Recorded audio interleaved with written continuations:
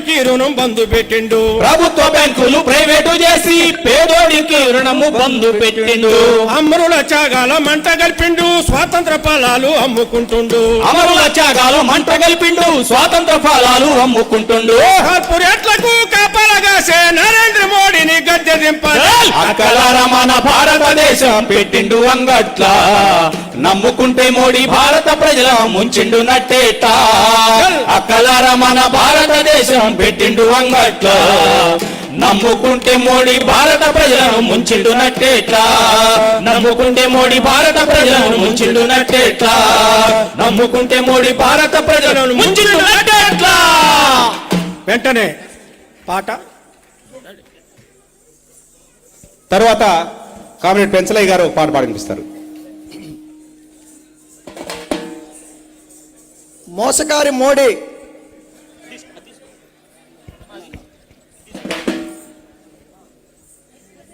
మోడీ నీకు మూడిందంటూ జనం ఘోష. మాటలోడా ఓరి మోసగాడా, మోడీ నీకో మూడింది చూడరా. మాటలోడా ఓరి మోసగాడా, మోడీ నీకు మోడింది చూడరా. మాటలోడా మాటలోడా ఓరి మోసగాడా, మోడీ నీకు మూడింది చూడరు. మాటలోడా ఓరి మోసగాడా, మోడీ నీకు మోడింది చూడరా. ఛాయవాల అన్నావు బలి గొప్పగా చెప్పావు, అన్నావు బలి గొప్పగా చెప్పావు. అవినీతి లేనట్టే రాజ్యం తెస్తానంటూ, అవినీతి లేనట్టి రాజ్యం తెస్తానంటూ. మంచి చేస్తావా నే నమ్మి నీకు ఓట్లేస్తే, మంచి చేస్తావా నీ నమ్మి నీకు ఓటేస్తే. మంది కొంపలు ముంచే బడా చోరు అయినావు, మంది కొంపలు ముంచే బడా చోరు అయినావు. అంబానీ ఆదాని అమిషాలకో నీవు, అంబానీ అదాని అమిషాలతో నీవు దేశాన్ని పంచిపెట్టే బాధ్యతల్లో ఉన్నవరు. మాటలోడా ఓరి మోసగాడా, మోడీ నీకు మోడింది చూడరా. మాటలోడా ఓరి మోసగాడా, మోడీ నీకు మోడింది చూడరా. మోడీ నువ్వు చెప్పిన హామీలను ఏం చేశావు, మోడీ నువ్వు చెప్పిన హామీలను ఏం చేశావు. ఖాతాలు 15 లక్షల వరకేశావు, ఖాతాలు 15 లక్షల వరకేశావు. డీజిల్ పెట్రోలు ధరలు బాగా పెంచావు, డీజిల్ పెట్రోలు ధరలు బాగా పెంచావు. కరోనా పోయేందుకు కంచాలను కొట్టంటివి, కరోనా పోయేందుకు కంచాలు కొట్టంటివి. చెప్పిందే 100 సార్లు అబద్ధాలు చెప్పావు, చెప్పిందే 100 సార్లు అబద్ధాలు చెప్పావు. అచ్చేదిన్నంటూనే రోజు చంపుతున్నావు. మాటలోడా ఓరి మోసగాడా, మోడీ నీకు మోడింది చూడరా. మాటలోడా ఓరి మోసగాడా, మోడీ నీకు మోడింది చూడరా. రాజ్యాంగ విలువలన్నీ కాలరాయ చూస్తున్నావు, రాజ్యాంగ విలువలన్నీ కాలరాయ చూస్తున్నావు. ప్రశ్నించే మేధావుల గొంతు నిలుముతున్నావు, ప్రశ్నించే మేధావుల గొంతు నులుముతున్నావు. రాష్ట్రాల హక్కులన్నీ హరించుకు తింటున్నావు, రాష్ట్రాల హక్కులను హరించుకు తింటున్నావు. ఆంధ్రాకు ఇస్తానన్న హోదా ఎందుకు ఇవ్వలేదు, ఆంధ్రాకు ఇస్తానన్న హోదా ఎందుకు ఇవ్వలేదు. పోలవరం ప్రాజెక్టుకు నిధులెందుకు ఆపావు, పోలవరం ప్రాజెక్టుకు నిధులెందుకు ఆపావు. ఎత్తులను సిత్తు చేసే రోజు దగ్గరుందిరో. మాటలోడా ఓరి మోసగాడా, మోడీ నీకు మోడింది చూడరా. మాటలోడా ఓరి మోసగాడా, మోడీ నీకు మోడింది చూడరా. కులమ్మతో రెచ్చగొట్టే కుట్రలెన్నో చేస్తున్నావు, కులమ్మతం రెచ్చగొట్టి గుట్టలెన్నో చేస్తున్నావు. సెక్కులరు దేశాన్ని సీకట్లో పెడుతున్నావు, దేశాన్ని చీకట్లో పెడుతున్నావు. మోడీ నీ దొంగ బతుకు బట్ట బయలు అయినాదే, మోడీ నీ దొంగ బతుకు బట్ట బయలు అయినాది. పాపాల చిట్టాలను ప్రజల ముందు పెడుతున్నావు, పాపాల చిట్టాలను ప్రజల ముందు పెడుతున్నావు. పాపాల చిట్టాలను ప్రజల ముందు పెడుతున్నావు, పాపాల చిట్టాలను ప్రజల ముందు పెడతాము. నిన్ను నీ జతగాళ్లను ఎండగట్టి తీరుతాము, నిన్ను నీ జెండాలను ఎండగట్టి తీరుతాము. దేశభక్తులంతా కలిసి మీకు కోరి గడతందో. మాటలోడా ఓరి మోసగాడా, మోడీ నీకు మోడింది చూడరా. మాటలోడా ఓరి మోసగాడా, మోడీ నీకు మోడింది చూడరా. మోడీ నీకు మోడింది చూడరా. మోడీ నీకు మోడింది చూడరా. వెంటనే పాడబోయి భారతీయుడ డ్యాన్స్ మీ ముందు ఆదిరాజేశ్వరి డ్యాన్సు. ఇప్పుడు మీ ముందు పాడబోయి భారతీయుడ.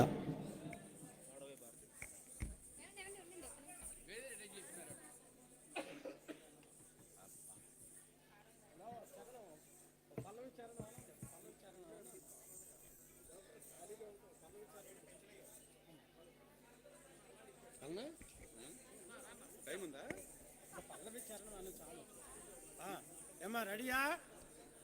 రెడీ నా పల్లవి చరణం. Hello hello hello hello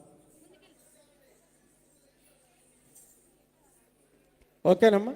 hello hello సోదరి సోదరులారా, ప్రజా వ్యతిరేక నిరంకుశ మతోన్మాద బీజేపీ నరేంద్ర మోడీ ప్రభుత్వాన్ని సాగనంపుదాం, ఈ దేశాన్ని కాపాడుకుందాం అనేటువంటి నినాదంతో సిపిఐ సిపిఎం ఉమ్మడి కమ్యూనిస్ట్ పార్టీల ఆధ్వర్యంలో ప్రచార భేరీ సౌండ్ పెంచాలి. ప్రచార భేరీ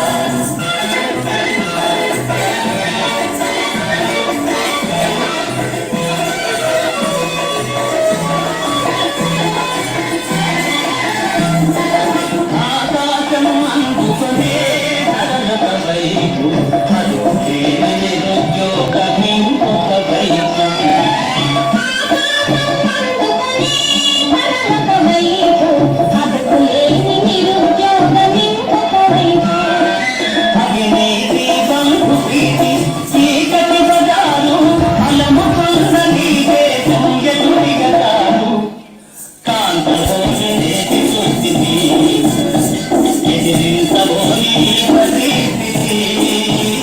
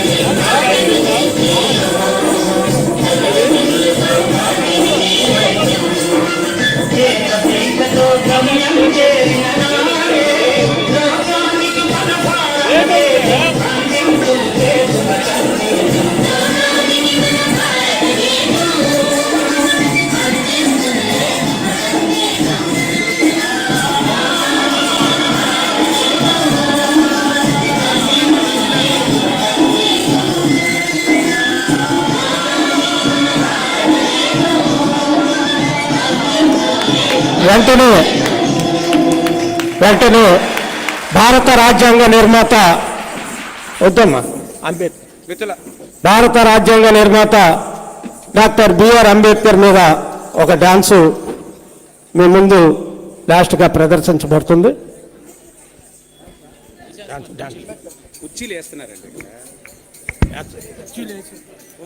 హలో మిత్రులారా, మన సభ ప్రారంభమవుతుంది.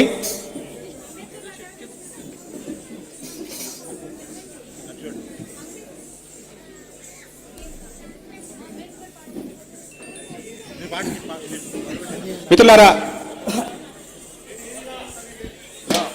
అప్పన్న గారు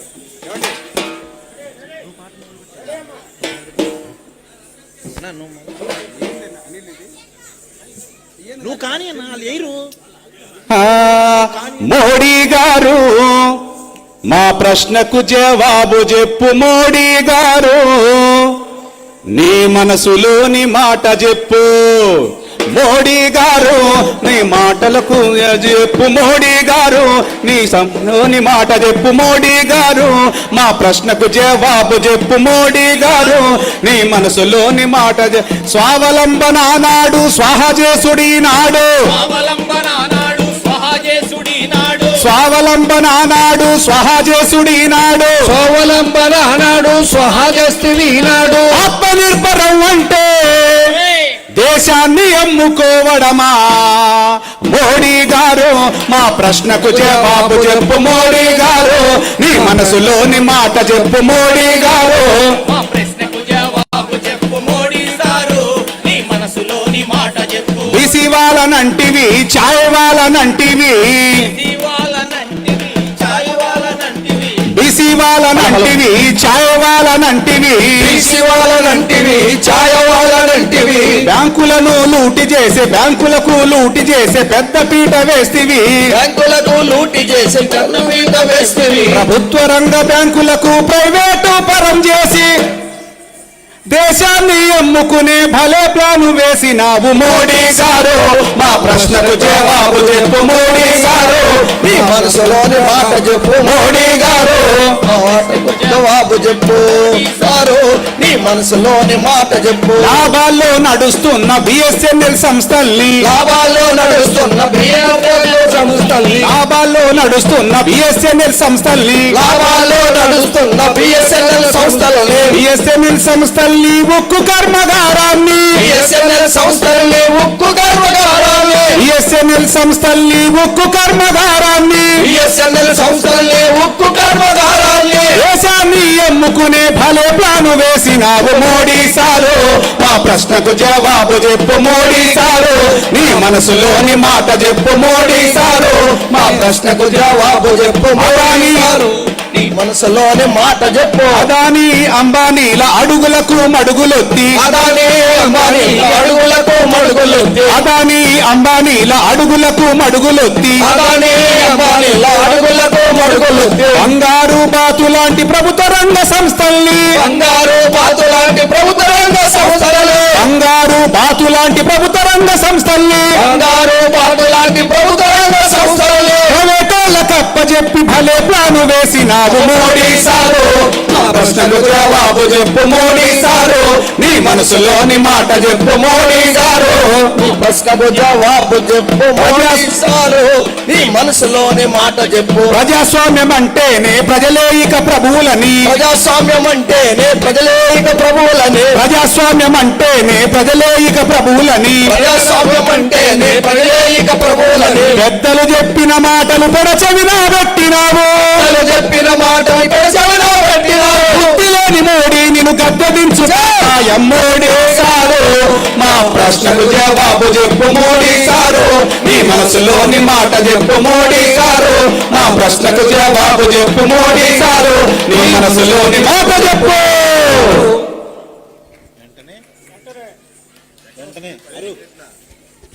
Ambedkar hello hello hello hello hello hello hello point సేపు రాలేదట్టు హలో మిత్రులారా, వెంటనే డాక్టర్ బిఆర్ అంబేద్కర్ జయంతి సందర్భంగా అంబేద్కర్ గారిపై చిన్న నృత్య ప్రదర్శన ఉంటుంది. ఆ తర్వాత సభా కార్యక్రమం ప్రారంభమవుతుంది. హలో హలో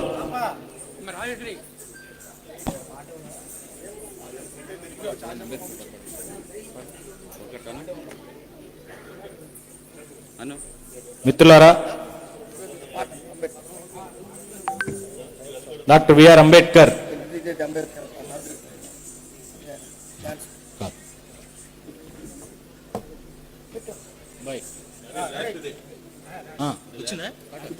పాట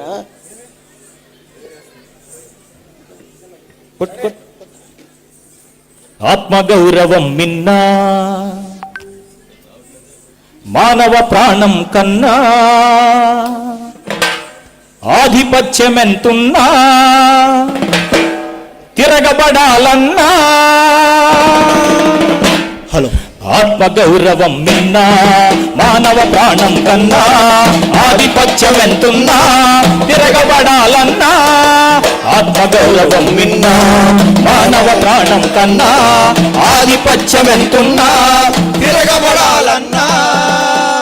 ఇప్పుడు వెంటనే డాన్స్.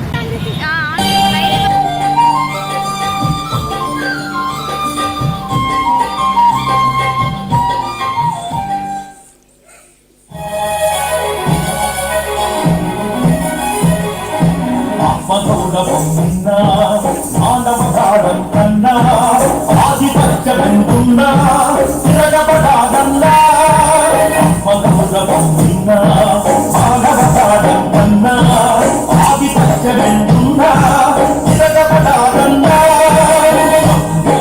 దేశానికి ఏం చేశాడు, దేశమంతా బాగయ్యే పాటయ్యాడు. దేశానికి అంబేద్కర్ ఏమిచ్చాడు,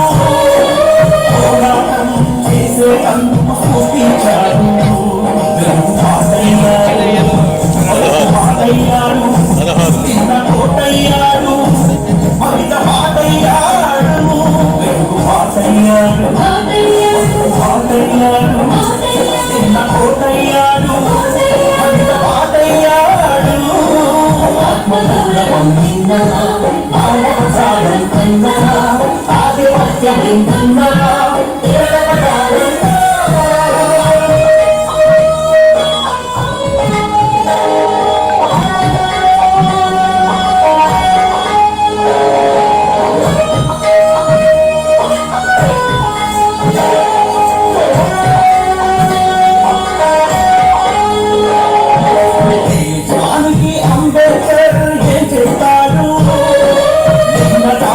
మనుషులా చూడమన్నాడు స్వామికి అంబేద్కర్ ఎత్తుతాడు అణచివేత ధరలని విప్పేశాడు వెలుగు చుక్కయ్యాడు తాను సొక్కయ్యాడు మనకు దిక్కయ్యాడు గెలుపు లెక్కయ్యాడు వెలుగు చుక్కయ్యాడు తాను సొక్కయ్యాడు మనకు దిక్కయ్యాడు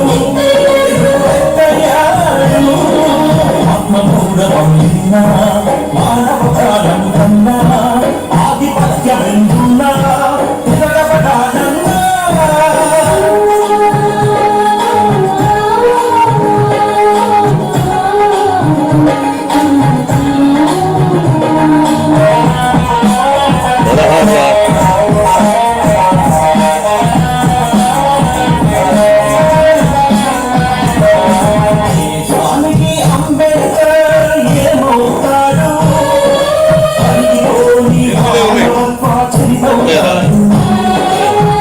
స్వామికి అంబేద్కర్ యాడుంటాడు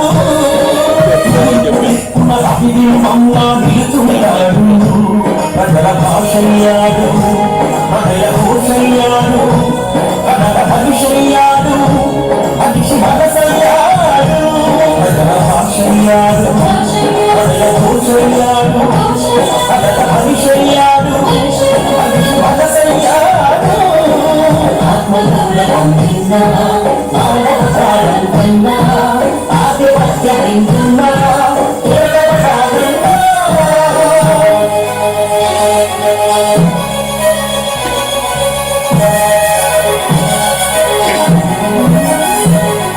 దేశంలో అంబేద్కర్ జీవితాడు మనుషులంతా పాటించాడు స్వామికి అంబేద్కర్ ఎప్పుడొస్తాడు పీడితుల విముక్తిలో అగుపిస్తాడు మనకు శ్వాసయ్యాడు మనకు వాసయ్యాడు నేటి ప్రశ్నయ్యాడు రేపు జవాబు అయ్యాడు మనకు శ్వాసయ్యాడు మనకు వాసయ్యాడు నేటి ప్రశ్నయ్యాడు రేపు జవాబు అయ్యాడు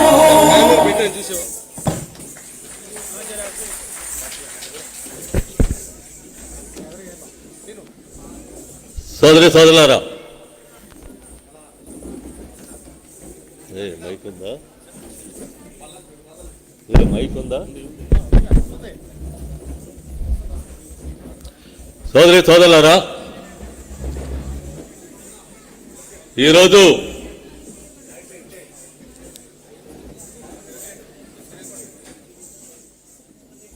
మత తత్వానికి వ్యతిరేకంగా మతోన్మాద బీజేపీకి, నిరంకుశ బీజేపీకి, నియంతృత్వ బీజేపీకి చరమగీతం పాడాలని చెప్పనే ఉద్దేశంతో రాష్ట్ర వ్యాపితంగా ప్రచార భేరీ ప్రారంభ సభ విజయవాడ నగరంలో జరుగుతూ ఉంది. ఈ ప్రచార భేరీ ప్రారంభ సభకి జాతీయ నాయకులు విచ్చేశారు. మీ అందరికీ తెలుసు, ఈరోజు దేశవ్యాప్తంగా రెండోసారి అధికారంలోకి వచ్చినటువంటి మోడీ ఇష్టారాజ్యంగా పరిపాలన చేస్తూ సామాజిక న్యాయాన్ని మంటగలుపుతూ రాజ్యాంగాన్ని తుత్తునియలు చేస్తూ రాజ్యాంగ వ్యవస్థల్ని ధ్వంసం చేస్తూ రకరకాలైనటువంటి చర్యలకు పాల్పడుతూ ఉన్నటువంటి నేపథ్యాన్ని ఈ కాలంలో మనం చూస్తూ ఉన్నాం. దీనికి తోడు ప్రభుత్వ రంగాల్ని ప్రైవేట్ పరం చేసేటువంటి దానికి రకరకాలైనటువంటి చర్యలు చేపడుతూ మోడీ ముద్దు బిడ్డలైనటువంటి అంబానీ, అదానీలని ఆకాశానికి ఎత్తేస్తూ మొత్తం ప్రభుత్వ రంగాన్ని వాళ్ళకి అప్పజెప్పేటువంటి దానికోసం చేసే ప్రయత్నంలో భాగంగా ఈరోజు జరుగుతూ ఉన్నటువంటి ప్రయత్నాన్ని మనం చూస్తూ ఉన్నాం. ఈ ప్రయత్నాన్ని నిరోధించాలని, ఈ ప్రయత్నాలకు అడ్డుకట్ట వేయాలని చెప్పనని మోడీని ఇక ముందు ఉంచడం సాధ్యం కాదు కాబట్టి సాగనంపాలని చెప్పనేటువంటి ఉద్దేశంతో మోడీ హటావో దేశ్కి బచావో అని చెప్పనేటువంటి నాదంతో ఈ రోజు ఈ కార్యక్రమాన్ని చేపట్టలేవు కమ్యూనిస్ట్ పార్టీలు రెండు కూడా. ఈ ఉభయ కమ్యూనిస్ట్ పార్టీలు చేపడుతూ ఉన్నటువంటి దేశవ్యాప్త క్యాంపెయిన్లో భాగంగా మన రాష్ట్రంలో కూడా ప్రచార భేరి ప్రారంభ సభ రాష్ట్ర వ్యాప్తంగా జరుగుతూ ఉన్నటువంటి దానికి ప్రారంభ సూచకంగా ఈ రోజు ఇక్కడ సభ నిర్వహించి తలపెట్టాం. ఈ సభకి ముఖ్య అతిథులుగా విచ్చేసినటువంటి సిపిఎం పాలిట్ బ్యూరో సభ్యులు, అగ్ర నాయకులు కామ్రేడ్ ప్రకాష్ కరత్ గారిని వేదికపైకి రావాల్సిందిగా ఆహ్వానిస్తా ఉన్నా. I invite comrade Prakash Karat, please command Dyer.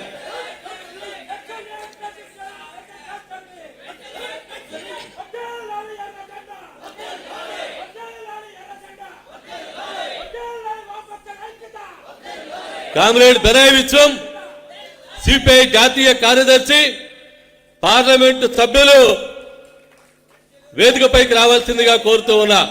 I invite comrade Binoy Viswam, please command the Dyer.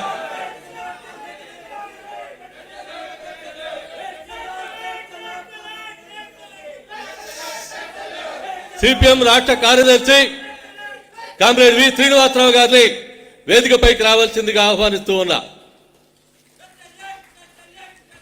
Comrade K Ramakrishna గారిని సిపిఐ రాష్ట్ర కార్యదర్శి వారిని వేదికపైకి రావాల్సిందిగా కోరుతూ ఉన్నా. ఈ సభకి అధ్యక్ష వర్గంగా సిపిఐ రాష్ట్ర కార్యవర్గ సభ్యులు దోరేపూడి శంకరు, సిపిఎం రాష్ట్ర కార్యదర్శి వర్గ సభ్యులు కామ్రేడ్ సిహెచ్ బాబురావు గారిని వేదికపైకి రావాల్సిందిగా కోరుతూ ఉన్నా. సిపిఐ రాష్ట్ర కమిటీ సభ్యురాలు కామ్రేడ్ దుర్గాభవాని, సిపిఎం రాష్ట్ర కమిటీ సభ్యురాలు కామ్రేడ్ శ్రీదేవి గారిని వేదికపైకి రావాల్సిందిగా కోరుతూ ఉన్నా. సిపిఎం ఎన్టీఆర్ జిల్లా కార్యదర్శి కామ్రేడ్ డివి కృష్ణ గారిని వేదికపైకి రావాల్సిందిగా కోరుతూ ఉన్నా. సిపిఐ నగర కార్యదర్శి కామ్రేడ్ జి కోటేశ్వరరావుని వేదికపైకి రావాల్సిందిగా కోరుతూ ఉన్నా. సెంట్రల్ సిటీ కార్యదర్శి కామ్రేడ్ భూపతి రమణ వేదికపైకి రావాల్సిందిగా కోరుతూ ఉన్నా. వెస్ట్ సిటీ కార్యదర్శి కామ్రేడ్ సత్యబాబు వేదికపైకి రావాల్సిందిగా కోరుతూ ఉన్నా. సిపిఐ నగర కార్యదర్శి, నగర సహాయ కార్యదర్శి లంకా దుర్గారావుని, నక్కా వీరభద్రరావుని ఇద్దరిని వేదికపైకి రావాల్సిందిగా కోరుతూ ఉన్నా. పి దుర్గాంబ ఎన్ఎఫ్ఐడబ్ల్యూ నాయకురాలు, వారిని వేదికపైకి రావాల్సిందిగా కోరుతూ ఉన్నా. పి కృష్ణ పార్టీ జిల్లా కమిటీ సభ్యులు వేదికపైకి రావాల్సిందిగా కోరుతూ ఉన్నా. సిపిఎం కేంద్ర కమిటీ నాయకులు, మాజీ రాజ్యసభ సభ్యులు కామ్రేడ్ మధు గారిని వేదికపైకి రావాల్సిందిగా కోరుతూ ఉన్నా. సభని అధ్యక్ష వర్గం ప్రారంభించవలసిందిగా కోరుతూ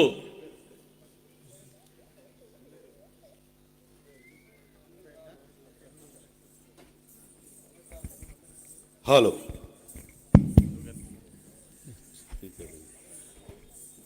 ఈ ట్రాన్స్లేటర్కి సంబంధించి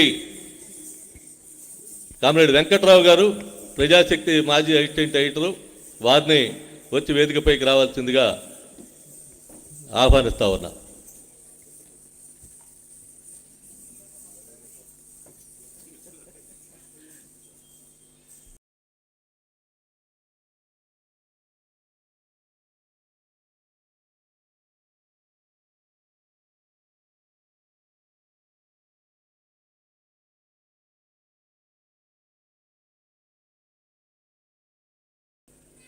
ప్రకాష్ కరత్ గారు, బెనయ్ విశ్వం గారు, ఉభయ కమ్యూనిస్ట్ పార్టీల రాష్ట్ర కార్యదర్శులు రామకృష్ణ గారు, శ్రీనివాసరావు గారు,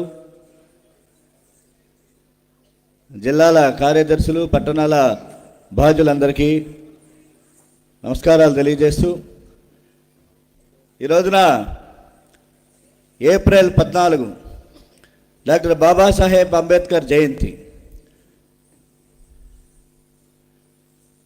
విచిత్రం ఏమిటంటే భారతదేశంలో మనువాద సిద్ధాంతాన్ని ఆచరించి ఈ దేశాన్ని రాతి యుగాల వైపుకు మళ్లించాలనేటువంటి భారతీయ జనతా పార్టీ అధికారంలో ఉండి బడుగు వర్గాల జపం చేస్తూ ఆచరణలో దగా చేస్తున్నటువంటి భారతీయ జనతా పార్టీ నరేంద్ర మోడీ ప్రభుత్వం ఈరోజు సెలవు దినంగా ప్రకటించింది. ఎన్నికలు రాబోతున్నాయి కాబట్టి, ఎన్నికలు వస్తున్నాయి కాబట్టి ప్రజల్ని మోసం చేసేటువంటి ప్రక్రియని ప్రారంభించారు పాలకులు. పెద్ద పెద్ద ఎత్తున విగ్రహాల నిర్మాణం సాగిస్తున్నారు. కానీ డాక్టర్ బాబాసాహెబ్ అంబేద్కర్ ప్రవర్తించినటువంటి రాజ్యాంగంలో పొందినటువంటి హక్కుల్ని కాలరా చేసేటువంటి సంస్కృతికి ఈ రోజున శ్రీకారం చుట్టారు. ప్రజాస్వామ్య హక్కుల ఉల్లంఘన జరుగుతుంది. లౌకిక వ్యవస్థకు తూట్లు పడుతున్నటువంటి పరిస్థితి.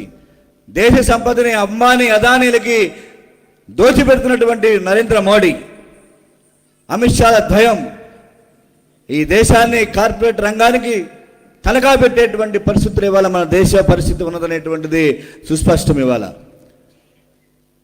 ఆచార వ్యవహారాల నుంచి, ఆహారపు అలవాట్ల నుంచి, ఇవి ఏమి తినాలి, ఏం బట్టలు వేసుకోవాలి, ఏ దుస్తులు ధరించాలనేటువంటివి కూడా ఇవాళ సంఘ పరివార శక్తులు ఈ దేశాన్ని శాసిస్తున్నటువంటి పరిస్థితిని మనం చూస్తున్నాం.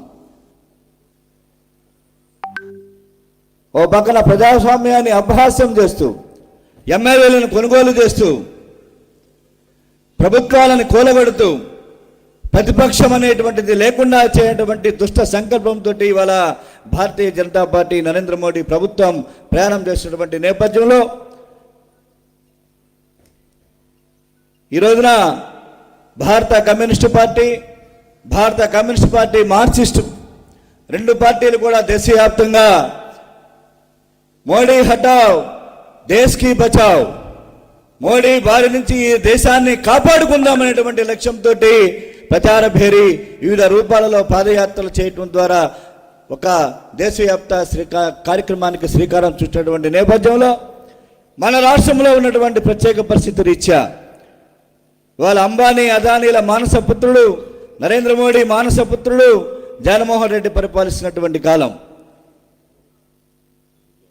అతనికంటే గనుడు ఆచంట మల్లన్న మోడీ గారు, జగన్మోహన్ రెడ్డి గారు. ఆ దేవుడు శాసిస్తాడు, అరుణాచలం పాటిస్తాడనేటువంటిది ఒక సినిమా డైలాగ్. నరేంద్ర మోడీ శాసిస్తాడు, జగన్మోహన్ రెడ్డి పాటిస్తాడు.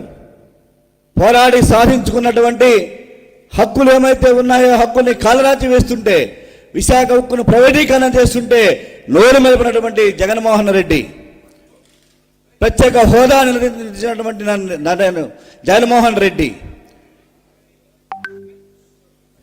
పార్లమెంటులో ఆమోదించినటువంటి రాజ్యాంగాన్ని ఉల్లంఘన జరుగుతుంటే నోరు మెలిపినటువంటి జగన్మోహన్ రెడ్డి. కాబట్టి జగన్మోహన్ రెడ్డి ప్రభుత్వం మన రాష్ట్ర యొక్క తీరుతెన్నుల్ని దృష్టిలో పెట్టుకొని ఉభయ కమ్యూనిస్టు పార్టీలు మన రాష్ట్రంలో ఈ ప్రచార భేరీని 15 రోజుల పాటు సాగించేటువంటి ఒక సంకల్పం, ఒక లక్ష్యం, ఈ దేశాన్ని కాపాడుకోవాలి, లౌకిక వ్యవస్థని కాపాడుకోవాలి, డాక్టర్ బాబాసాహెబ్ అంబేద్కర్ ప్రవర్తించేటువంటి రాజ్యాంగ విలువల్ని, ఆ ఫలాలని ప్రజలకు అందించాలనేటువంటి ఒక ఉత్తమ లక్ష్యంతో ఈ రోజున బాబాసాహెబ్ అంబేద్కర్ జయంతి రోజున విజయవాడ నగరంలో ప్రచార భేరీ ప్రారంభం భేరీ మోగుతుంది ఈ రోజున. ఈ సందర్భంగా సిపిఎం అగ్రనాయకులు ప్రకాష్ కరత్ గారిని ముందుగా మాట్లాడవలసిందిగా మీ అందరి తరపున హర్షధ్వానాలతో కోరుతున్నా.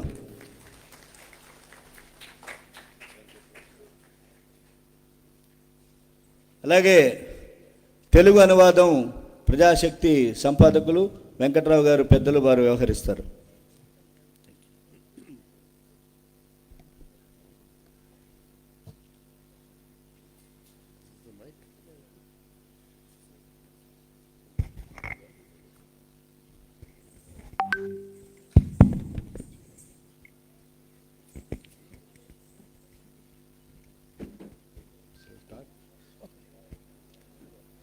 Comrades of the Presidium,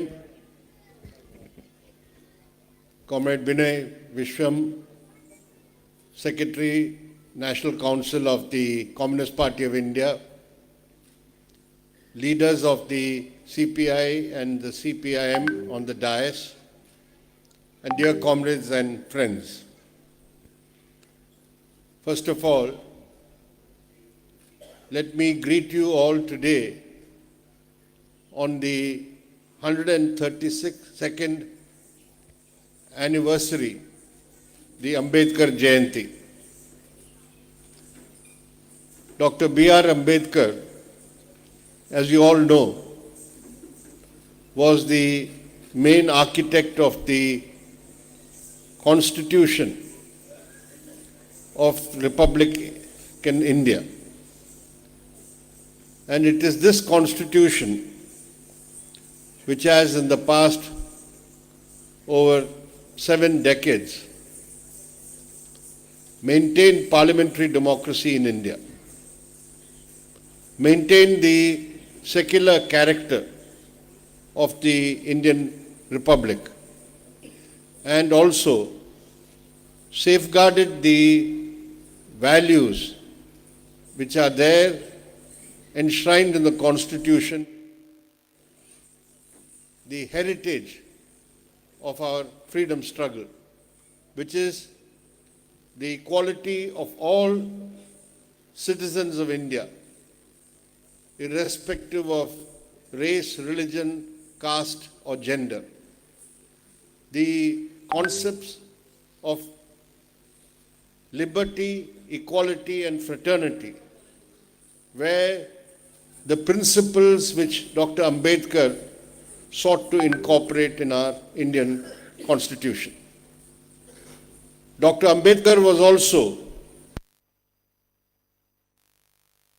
justice in our country, a man who fought relentlessly against the oppressive caste system in our country and against the Manuvadi and Varna Shrama Dharma ideas which are there inbuilt in our society over centuries. We also remember Dr. Ambedkar as a person who, till his last breath, did not ever accept any form of religious orthodoxy and obscurantism. He fought for a scientific outlook on life. And that is why today, when our country is faced with such serious challenges by forces who are trying to undermine the Indian Constitution itself, we have to hark back to Dr. Ambedkar's great role in building this independent, sovereign, socialist, secular Republic of India. ఈరోజు సభకి అధ్యక్షత వహించినటువంటి కామ్రేడ్కి, అలాగే CPI జాతీయ council కార్యదర్శి వినయ్ విశ్వం గారికి, వేదికను అలంకరించినటువంటి 2 పార్టీల నాయకులకు, సభకు విచ్చేసినటువంటి మీ అందరికీ ఈ రోజున డాక్టర్ బిఆర్ అంబేద్కర్ గారి జయంతి సందర్భంగా అభినందనలు తెలియజేస్తా ఉన్నాను. గత 70 సంవత్సరాలుగా మన భారతదేశంలోని భారత రాజ్యాంగం మన దేశం యొక్క లౌకిక విలువల్ని, ప్రజాస్వామ్యాన్ని కాపాడుకుంటూ వచ్చింది. ఈ రాజ్యాంగం వల్లనే మన స్వాతంత్ర పోరాటంలో మన పూర్వీకులు చేసినటువంటి పోరాటాలు, త్యాగాల ఫలితంగా ఏర్పడినటువంటి విలువల్ని ఈ రాజ్యాంగం మనకు రక్షించింది, ఈరోజు మనకి ఇచ్చింది. అలాగే ఈ రాజ్యాంగం భారతదేశంలో ఉండే వివిధ కులాలు, మతాలు, అందరికీ చెందినటువంటి జాతులకు చెందినటువంటి ప్రజల అన్ని లక్షణాలను పొడుగుపుచ్చుకున్నటువంటి రాజ్యాంగం. అటువంటి రాజ్యాంగాన్ని రచించినటువంటి బిఆర్ అంబేద్కర్ కులతత్వానికి వ్యతిరేకంగా సామాజిక న్యాయం కోసం జీవితాంతం పనిచేసినటువంటి వ్యక్తి, దానికోసం పోరాడినటువంటి వ్యక్తి. ఆయన లౌకిక విలువలను రాజ్యాంగంలో చొప్పించారు. ఆయన ఈ దేశంలో ఉండేటటువంటి మనువాదం ఏదైతే మన కొన్ని తరాలుగా భారతదేశ సంప్రదాయంలో ఉందో, ఈ మనువాదం యొక్క విలువల్ని వ్యతిరేకించాడు తీవ్రంగా. మనువాదంలో మనుషుల్ని విడదీసేటటువంటి తత్వాన్ని ఆయన వ్యతిరేకించాడు. డాక్టర్ బిఆర్ అంబేద్కర్ భారతదేశ రాజ్యాంగం ఈ రోజున ప్రజాతంత్ర సోషలిస్ట్ రాజ్యాంగాన్ని ఏర్పాటు చేయడంలో ఆయన కీలక పాత్ర వహించాడు. అలాగే మన స్వాతంత్ర పోరాట ఫలితంగా వచ్చినటువంటి సమానత్వం, స్వేచ్ఛ, సౌహార్దత్వం అనే ఏవైతే ఉన్నతమైనటువంటి భావాలు ఉన్నాయో ఆ భావాల్ని రాజ్యాంగంలో చేర్చినటువంటి వ్యక్తి B R Ambedkar. Today our country is being ruled by people who had nothing to do with the freedom struggle of our country. The Rashtriya Swayamsevak Sangh, which controls the Bharatiya Janata Party and therefore which is now very much in state power in India, is an organization which was founded in 1925 and throughout the period of the independence struggle kept out of the independence struggle, and their ideology was such that it said our main enemy are the Muslims, therefore we are not going to participate in any freedom struggle against the British in which the Muslims are also there. So the main target of attack even in colonial India was not the imperialist rulers, but the Muslims who they claimed were the real oppressors and invaders of our country. And that is why at the time of independence and when the constitution was formed, the RSS openly disapproved of the constitution. It said this constitution is based on Western concepts and principles. We should base our constitution on Manusmriti. This is what the RSS said then in 1949-50 when the constitution was framed. And today those very people are in government and in state power. And they are working with an ideological aim of transforming India from a secular republic into a Hindu Rashtra. And that is why we see in the last 9 years since the Modi government has come to power, step by step, under the guidance of the RSS, the Modi government is now taking steps to undermine the basis of this constitution, the basic principles of this constitution, while taking the oath of office, swearing on the constitution. These people who hold constitutional positions are working to undermine the very basis of the constitution which was drafted by not only Ambedkar but many of the freedom fighters of our country. Doctor B R Ambedkar garu మన రాజ్యాంగంలో ఏవైతే ఉన్నత విలువల్ని ప్రవేశపెట్టారో ఆ విలువల్ని వ్యతిరేకమైనటువంటి హిందుత్వ శక్తులు ఈ రోజున భారతదేశంలో మనువాద ఆధారంగా మన రాజ్యాంగాన్ని మార్చడానికి ప్రయత్నం చేస్తూ ఉన్నారు. ఈ రోజున అధికారంలో ఉన్నటువంటి శక్తులు ఆర్ఎస్ఎస్, బీజేపీ స్వాతంత్ర పోరాటంలో ఏనాడూ పాల్గొలేదు. 1925లో ఆర్ఎస్ఎస్ ఏర్పడినప్పుడు వాళ్ళు ఈ దేశంలో బ్రిటిష్ వాళ్ళకి వ్యతిరేకంగా పోరాడడానికి ముందుకు రాలేదు.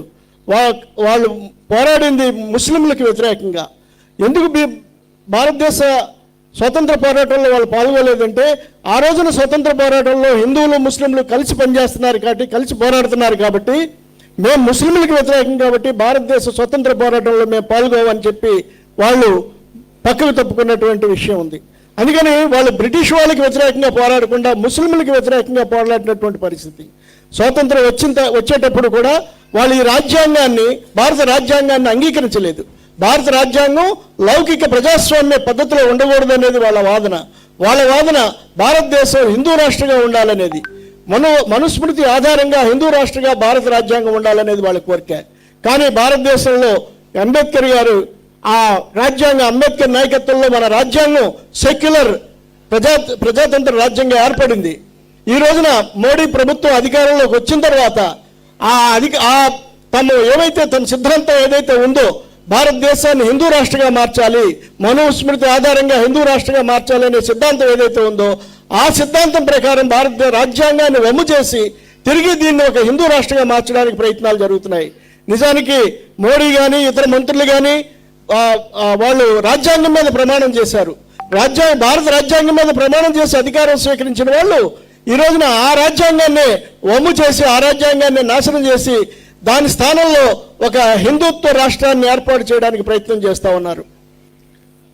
This Modi government has systematically worked to undermine democracy and nullify the very basis of parliamentary democracy in our country. We are seeing today a serious assault on all democratic rights of citizens. Along with that, the BJP under Narendra Modi is striving to have one-party dictatorship in our country. For that, they have to suppress the entire opposition. We are seeing how within Parliament, the opposition members of Parliament are not allowed to speak, to raise their voices, to discuss urgent matters affecting the people and the country. And they have made Parliament totally irrelevant in our political system. At the same time, using the central agencies like the CBI, the Enforcement Directorate, Income Tax and other agencies, opposition leaders are targeted. They are being falsely implicated in cases and even put in jail. You have today a situation where at least half a dozen leaders of the opposition, members of legislatures, parliament, or even ministers in governments are in jail under these false charges filed by the CBI and the ED. So this all-out attack on the opposition, the all-out attack on the norms of parliamentary democracy are the precursor to the establishment of a full-fledged authoritarian state with a one-party dictatorship. ఈ రోజున BJP ప్రభుత్వం, నరేంద్ర మోడీ ప్రభుత్వం భారతదేశంలో ప్రజాస్వామ్యాన్ని ఖూనీ చేయడానికి ప్రయత్నం చేస్తూ ఉంది. ప్రజాస్వామ్య సంస్థలను నాశనం చేయడానికి ప్రయత్నం చేస్తూ ఉంది. ఈ దేశంలో ప్రజలకు ఉండేటటువంటి ప్రజాస్వామ్య హక్కుల్ని ఒక్కొక్కటిగా కాలరాసేటటువంటి ప్రయత్నం చేస్తూ ఉంది. ఆ పార్లమెంట్లో ప్రతిపక్షాలు ప్రజల సమస్యల మీద మాట్లాడడానికి ప్రయత్నం చేస్తున్నప్పుడల్లా వాళ్ళ గొంతు నొక్కేసేటటువంటి పరిస్థితి మనం చూస్తూ ఉన్నాం. ఈరోజు ఎవరైతే ప్రతిపక్షాలుగా ఉన్నారో వాళ్ళ మీద తన దగ్గర ఉన్నటువంటి ఈడీ, ఎన్ఫోర్స్మెంట్ డైరెక్టరేట్ కానీ, సిబిఐ కానీ, లేకపోతే ఇన్కమ్ ట్యాక్స్ లాంటి సంస్థలను ఉసుగొల్పి వాళ్ళ మీద దాడులు చేస్తూ ఉంది. ఈ రోజున భారతదేశంలో దాదాపు 60 మంది ముఖ్యమైనటువంటి ప్రతిపక్ష నాయకులు, వాళ్ళు పార్లమెంటు సభ్యులుగా ఉన్నారు, లెజిస్లేచర్ సభ్యులుగా ఉన్నారు, అలాగే మంత్రులుగా ఉన్న వాళ్ళు ఒక 60 మంది ఈరోజు జైల్లో ఉన్నారు. వాళ్ళందరి మీద కూడా తప్పుడు కేసులు పెట్టి సిబిఐ ద్వారా, ఇన్కమ్ ట్యాక్స్ ద్వారా, లేకపోతే ఎన్ఫోర్స్మెంట్ డైరెక్టరేట్ ద్వారా తప్పుడు కేసులు పెట్టి వాళ్ళు జైల్లో పెట్టినటువంటి పరిస్థితి ఉంది.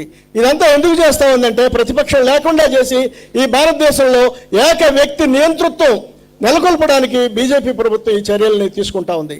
So this assault on democracy is accompanied by serious efforts to destroy the secular principle of the Indian state. The Hindutva forces led by the RSS are today going systematically towards dismantling the secular framework of our state and society.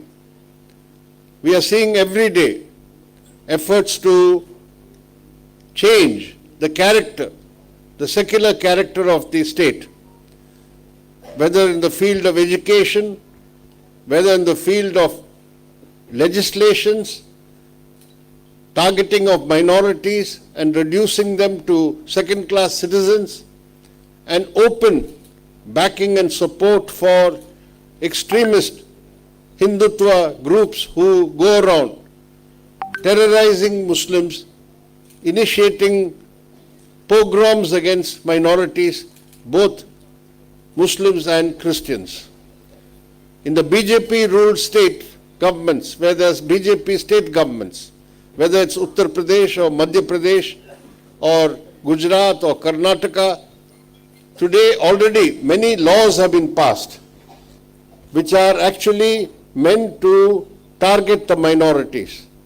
It can be anti-cow slaughter laws, it can be laws against forcible religious conversion, or various such laws which are used to isolate and target Muslims and Christians. And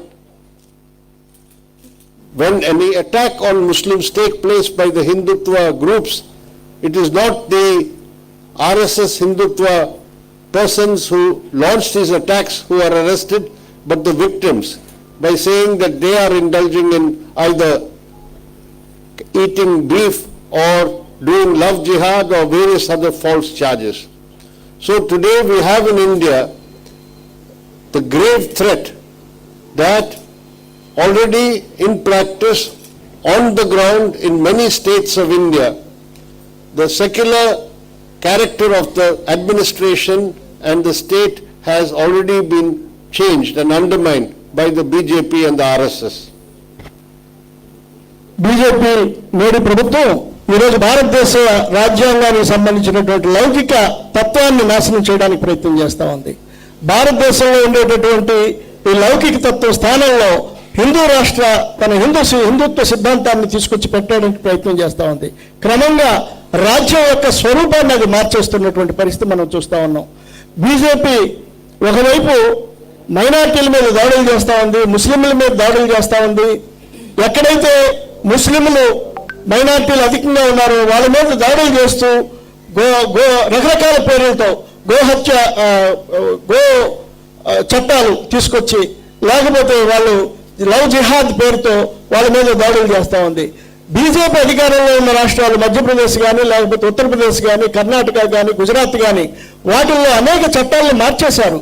అవన్నీ కూడా లౌకిక చట్టాలను మార్చేసి హిందుత్వను ప్రోత్సహించేటటువంటి చట్టాలు ప్రవేశపెట్టారు. అక్కడ మైనార్టీల మీద రకరకాల పేర్లతో ఈ ఆర్ఎస్ఎస్ బీజేపీ గూండాలు దాడి చేస్తే, దాడి చేసిన వాళ్ళ మీద కాకుండా ఎవరైతే బాధితులు ఉన్నారో వాళ్ళ మీద కేసులు పెడతా ఉన్నారు. వాళ్ళు గోహత్యలు చేశారని, లేదా గోమాంసం తిన్నారని ఇంకో పేరు పెట్టి వాళ్ళ మీద కేసులు పెడుతున్నారు. ముఖ్యంగా ముస్లింలు, క్రైస్తవులు వీళ్ళని టార్గెట్ చేసుకుని వాళ్ళ మీద దాడులు చేస్తున్నటువంటి పరిస్థితి ఈ రోజున భారతదేశంలో ఉంది. While the RSS and the BJP are pursuing the Hindutva goal to establish a Hindu Rashtra, they are also pursuing policies which will help them gain the support of the big corporates and the big business of India. The real character of the Modi government is that it is a Hindutva corporate nexus or alliance that characterizes the Modi regime, because all the economic policies pursued by the Modi government in the last 9 years are in essence policies which help to enrich, policies which help the big corporates and big business to make huge windfall profits. No other government in independent India, we have had always capitalist governments or bourgeois governments in India, but none of them have gone to the extent to which the Modi government has gone to so nakedly promote the interests of a handful of big capitalists of our country. We have seen how one big capitalist, one big corporate, the Adani Group, has become phenomenally wealthy, concentrated so much wealth and assets in his hands as I think no other business house has done in the world. When Modi came to power in 2014, Gautam Adani had a wealth of just 50,000 crores. That's quite a lot, but it was only 50,000 crores in 2014. By 2022, that is in less than 8 years' time, his wealth increased from 50,000 crores to 10.5 lakh crores. That is 10,50,000 crores. So this increase, this phenomenal increase in the wealth of Adani is intertwined with the fact that Modi and the Modi government has promoted and facilitated all the takeovers by Adani to become the biggest operator of airports, to become the biggest operator of ports, to become the biggest thermal power private producer in the country, and so on and so forth. So, what was said in the directive principles of the Constitution is that the state should work to reduce the concentration of wealth. The opposite has been happening under the Modi government, that there is a great increase in the inequalities between the rich and the poor. And 1% of the population today of India own 40.5% of the total wealth of this country. That is the latest Oxfam report on inequality. So the Modi government's policies itself show that this is a Hindutva corporate regime. It works for the interest of advancing the RSS and Hindutva and its allies who are there in the corporate world. Most of the big corporates are today are the backers of the BJP and the Modi government. Modi ప్రభుత్వం తన హిందుత్వ విధానాల్ని మద్దతు సంపాదించడం కోసం ఈ రోజున భారతదేశంలో ఉండేటటువంటి బడా కార్పొరేట్ కంపెనీలకి దోచిపెడుతున్నటువంటి పరిస్థితి మనకు కనిపిస్తూ ఉంది. ఈ రోజున మోడీ ప్రభుత్వ లక్షణం ఏంటంటే ఒకవైపు హిందుత్వం, ఇంకోవైపు బడా పారిశ్రామికవేత్తలు కార్పొరేట్, అందుకని హిందుత్వ కార్పొరేట్ కూటమి మోదీ ప్రభుత్వం యొక్క లక్షణంగా ఈరోజు కనిపిస్తూ ఉంది. ఈ రోజున భారతదేశంలో చాలా పెట్టుబడిదారు ప్రభుత్వాలు వచ్చాయి స్వతంత్రం వచ్చిన తర్వాత. కానీ ఏ ప్రభుత్వం కూడా మోడీ ప్రభుత్వం దోచిపెట్టినంతగా మోడీ ప్రభుత్వం కొద్దిమంది పెట్టుబడిదారులకి వేల మంది లెక్కబెట్టదగ్గ పెట్టుబడిదారులకి వాళ్ళ ఆస్తులు పెంచడానికి తోడ్పడినంతగా ఇంకే ప్రభుత్వం కూడా చేయలేదు. మనందరికీ తెలుసు, ఈ భారతదేశంలో కొద్దిమంది పెట్టుబడిదారులు ఈ కాలంలో చాలా పెద్ద ఎత్తున ఆస్తులు సంపాదించుకున్నటువంటి విషయం. దానికి ముఖ్యమైనటువంటి ఒక ప్రబల నిదర్శనం అదానీ వ్యవహారం. అదానీ 2014లో మోడీ ప్రభుత్వం అధికారంలోకి వచ్చినప్పుడు అదానీ ఆస్తులు 50,000 కోట్ల రూపాయలు. ఇవాళ 2022 వచ్చేటప్పటికి ఆయన ఆస్తి ఒక్కసారిగా 10.5 లక్షలకు పెరిగింది. అంటే 10,50,000 కోట్లకు పెరిగింది.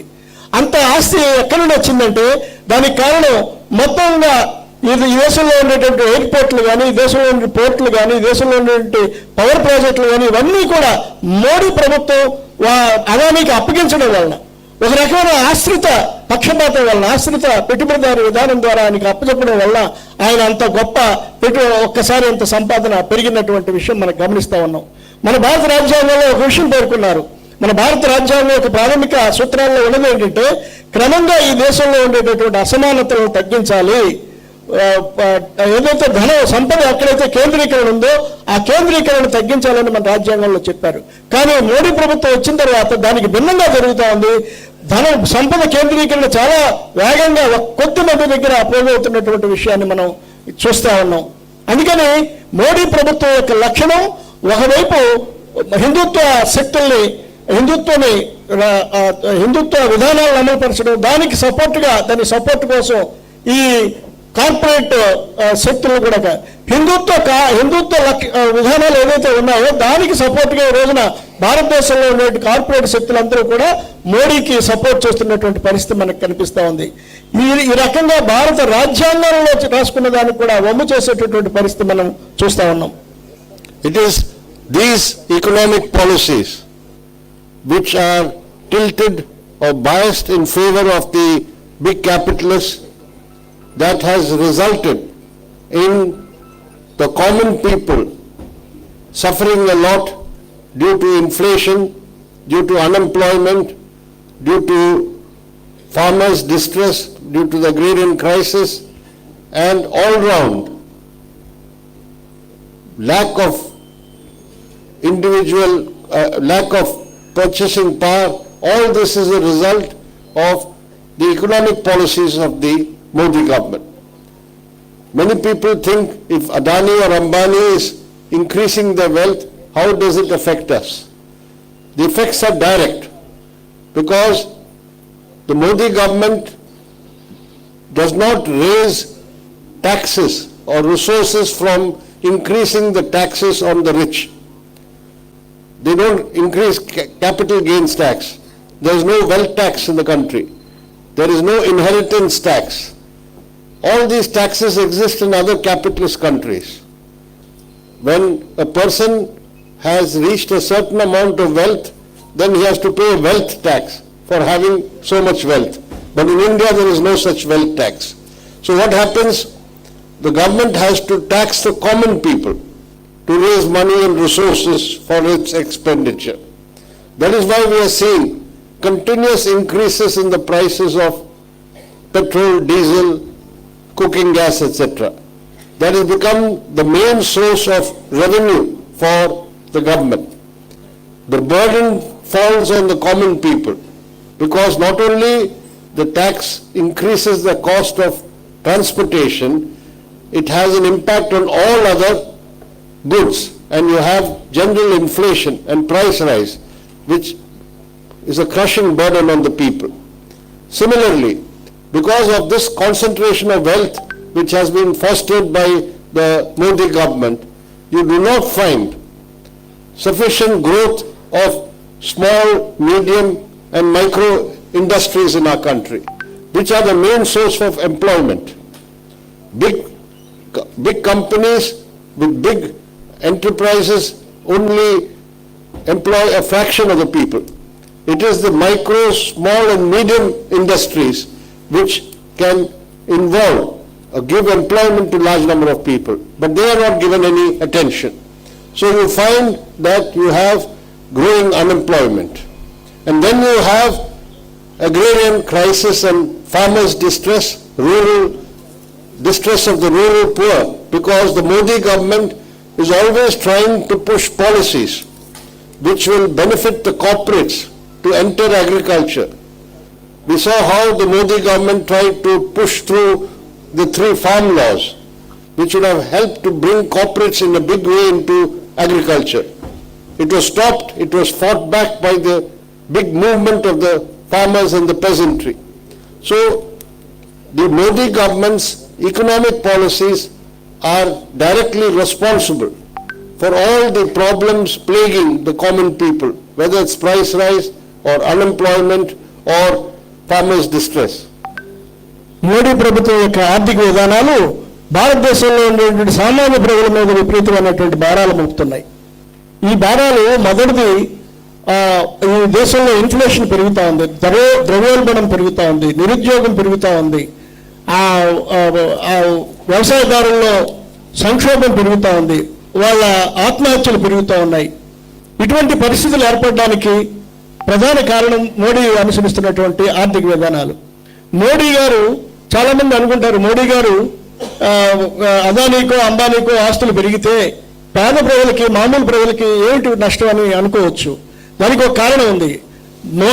వాళ్ళకి ఆస్తులు పెరుగుతున్నాయి, వాళ్ళకి సంపద పెరుగుతూ ఉందంటే వాళ్ళ మీద ట్యాక్సులు వేయకపోవడం వల్ల సంపద పెరుగుతూ ఉంది. వాళ్ళ మీద ట్యాక్సులు వేయనటువంటి పరిస్థితి.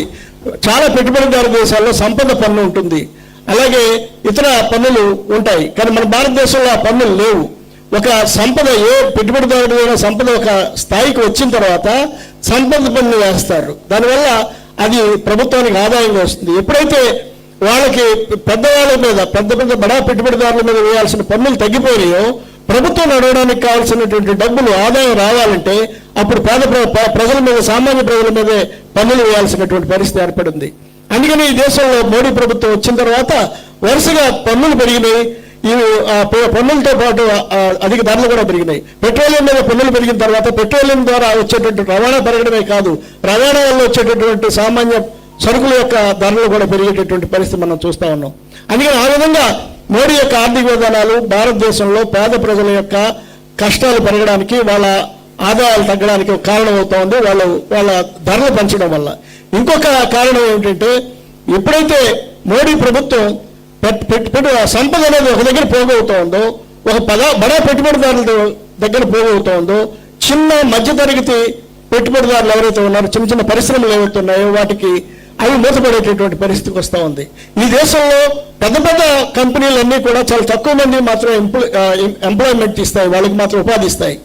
ఎక్కువ మందికి ఉపాధి కల్పించేది చిన్న మధ్యతరగతి పరిశ్రమలు. ఎప్పుడైతే సంపద కొద్ది మంది దగ్గర పోగవుతుందో, ఈ చిన్న మధ్యతరగతి పరిశ్రమలు దివాళా తీస్తున్నాయో, విస్తారమైనటువంటి ప్రజానీకానికి ఉపాధి లేకుండా పోతా ఉంది. అందుకని ఉపాధి లేనటువంటి నిరుద్యోగ సమస్య ఈ దేశంలో పెరుగుతున్నటువంటి పరిస్థితి. ఇక మూడో విషయం, వ్యవసాయదారుల యొక్క వాళ్ళ సంక్షోభం. వ్యవసాయ సంక్షోభానికి కారణం మోడీ ప్రభుత్వం ఏదో విధంగా వ్యవసాయాన్ని పెద్ద పెద్ద పెట్టుబడిదారులకు అప్పగించడానికి, వాళ్ళ జోక్యం పెంచడానికి చేస్తున్నటువంటి ప్రయత్నాలే. మనందరికీ తెలుసు, 3 నల్ల చట్టాలని, వ్యవసాయ చట్టాలను ప్రవేశపెట్టింది. ఆ ప్రవేశపెట్టినటువంటి నల్ల చట్టాలు దేనికోసం అంటే, మన భారతదేశ వ్యవసాయంలోకి ఈ కార్పొరేట్ కంపెనీలు చొరబడడానికి కావాల్సినటువంటి అవకాశం ఇచ్చేటటువంటి చట్టాలు. దాని మీద సంవత్సరం పైగా రైతులు ఆందోళన చేసి తిప్పికొట్టిన విషయం మనకు తెలుసు. అందుకని ఈ రకంగా భారతదేశంలో అటు ప్రజల యొక్క కష్టాలు పెరగడానికి కానీ, లేకపోతే ప్రజల ఉపాధి నిరుద్యోగం పెరగడానికి కానీ, ఇటు వ్యవసాయ సంక్షోభం పెరగడానికి కానీ, ఈ మూడింటికి కారణం మోడీ యొక్క ఆర్థిక విధానాలు.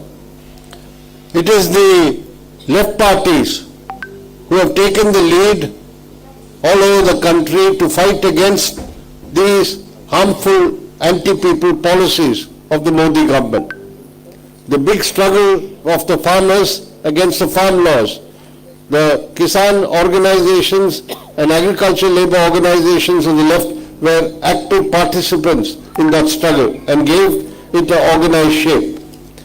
The struggles going on of the working class against privatization of public sector enterprises all over the country is being led by the trade unions with the full support of the left parties.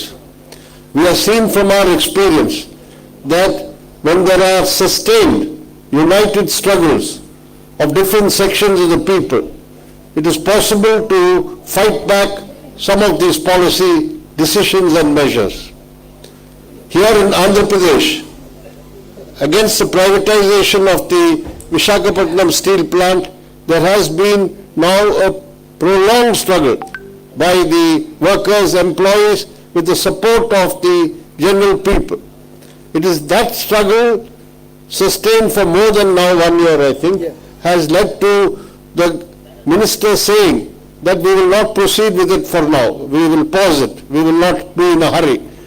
That shows that such united struggles, and if we can rally the widest forces in support of such struggles, we can fight back these policies. But at the same time, we must recognize that the Modi government and the BJP have emerged as a very strong force in the country. Today they are the dominant political party, and to fight them it requires the unity of all secular democratic parties, of all mass organizations of the working people, and other civic groups and civil rights groups. All sections must combine to fight this government politically, because without a political struggle against the Modi government, we will not be able to make headway in our goal of removing this Modi government from power. Here in Andhra Pradesh, there is a different situation. Here you have a non-BJP state government, but you cannot characterize the Jagan Mohan Reddy government as the other opposition state governments in our country. Take South India itself. Apart from Karnataka, which has been ruled by the BJP, there is Kerala, there is Tamil Nadu, there is Telangana. In all these three states, there are state governments which are today fighting against the centre's policies, fighting against the assault on federalism, fighting against the assault on states' rights, and the anti-secular interventions of the central government. But here in Andhra Pradesh, though there is a non-BJP government, it is a camp follower of the BJP. You will not find the YSRCP has in any important policy issue opposed the BJP in Parliament. It has supported all the anti-people policies and all the anti-democratic policies or legislations which were brought by the Modi government in Parliament in the last few years.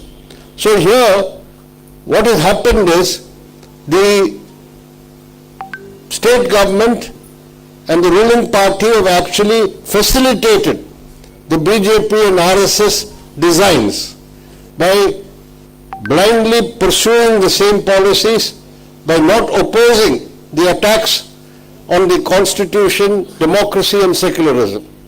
And therefore, the BJP is very happy to have such a pliant government in Andhra Pradesh. So, when we are fighting against the BJP, we have to also go amongst the people and expose the role of the Jagan Mohan Reddy government here in Andhra Pradesh and show how they have been also complicit and party to all these policies which are affecting the people and their interests. భారతదేశంలో వామపక్షాలు ఈ Modi government Modi ప్రభుత్వం యొక్క ఈ ఆర్థిక విధానాలకు వ్యతిరేకంగా తీవ్రంగా పోరాడుతున్న విషయం మీ అందరికీ తెలుసు.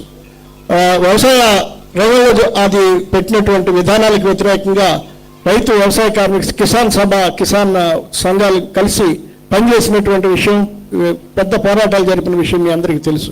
అదేవిధంగా కార్మిక వ్యతిరేక విధానాలకు వ్యతిరేకంగా భారతదేశంలో ఉండేటువంటి వామపక్ష కార్మిక సంఘాలు కలిసి పెద్ద ఎత్తున పోరాటాలు చేశాయి. అలాగే ఈ దేశంలో ఈ కార్మిక సంఘాలు రైతు సంఘాలే కాకుండా ఒక విస్తారమైనటువంటి ఐక్య పోరాటాల ద్వారా మోడీ ప్రభుత్వ విధానాలకు వ్యతిరేకంగా పోరాడుతున్నటువంటి పరిస్థితి ఉంది. అలా పోరాడి ఎదిరిస్తేనే అందరినీ కలుపుకొని, లౌకిక ప్రజాతంత్ర శక్తులందరినీ కలుపుకొని ఈ విధానాలకు వ్యతిరేకంగా పోరాడితేనే మనం విజయం సాధించగలమనే విషయం మనం గుర్తుంచుకోవాలి. దానికి ఒక మంచి ఉదాహరణ ఆంధ్రప్రదేశ్లో విశాఖపట్నం స్టీల్ ప్లాంట్ కార్మికుల యొక్క పోరాటం. ఒక సుదీర్ఘమైనటువంటి పోరాటం వాళ్ళు చేశారు. ప్రజల యొక్క మద్దతుతో ఇంతకాలం సంవత్సరానికి పైగా వాళ్ళు చేసినటువంటి పోరాట ఫలితంగా ఈ రోజున కేంద్రంలో ఉన్నటువంటి బీజేపీ ప్రభుత్వం దిగి వచ్చి నేను ఈ ప్రైవేటీకరణని కొంతకాలం వాయిదా వేస్తామని చెప్పేటటువంటి పరిస్థితి ఇప్పుడే చేయట్లేదని ప్రకటించాల్సినటువంటి పరిస్థితి వచ్చింది. ఆ రకంగా ఐక్య పోరాటాలు చేయడం ద్వారా బీజేపీ ప్రభుత్వం యొక్క విధానాలను మనం వ్యతిరేకించవచ్చు. అంతేకాదు, అదొక దాంతో సరిపోదు. ఈ భారతదేశంలో ఉండేటటువంటి రాజకీయ పోరాటం కూడా బీజేపీ మీద చేయాల్సినటువంటి అవసరం ఉంది. ఈ రోజున ఈ భారతదేశంలో ఉండేటటువంటి ఇతర బీజేపీకి వ్యతిరేకంగా ఉండేటటువంటి లౌకిక ప్రజాతంత్ర రాజకీయ పార్టీలన్నింటినీ మనం వేదిక మీద తేవాలి. ఎందుకంటే ఈ రోజున మనం ఒక వాస్తవాన్ని గమనించాలి. ఈ దేశంలో బీజేపీ అనేది ఒక బలమైనటువంటి శక్తిగా వేళ్ళూనుకొని ఉన్నటువంటి పరిస్థితుల్లో, దానికి వ్యతిరేకంగా ఒక్కరూ పోరాడి ఎదిరించలేని పరిస్థితుల్లో లౌకిక ప్రజాతంత్ర శక్తులన్నింటినీ ఏకం చేయాల్సినటువంటి అవసరం ఉంది. అటువంటి ప్రయత్నాలు చేయాల్సిన అవసరం ఉంది, చేస్తున్నాం. అలా దాని ద్వారానే రాజకీయంగా బీజేపీని ఓడించినప్పుడు మాత్రమే ఈ హిందుత్వ దాని ఆర్థిక విధానాలను మనం వెనక్కి కొట్టగలిగేటటువంటి పరిస్థితి ఉంటుంది. ఆ పని చేయాలంటే మొత్తం అన్ని శక్తులను కలుపుకునేటటువంటి ప్రయత్నం కూడా వామపక్షాలు చేస్తూ ఉన్నాయి. అయితే మన భారతదేశం అంతా ఒక పరిస్థితి ఉంది, మన ఆంధ్రప్రదేశ్లో ఒక భిన్నమైనటువంటి పరిస్థితి ఉంది. ఇక్కడ ఒక ప్రభుత్వం ఉంది, జగన్మోహన్ రెడ్డి ప్రభుత్వం. అది బీజేపీ ఇతర ప్రభుత్వమే.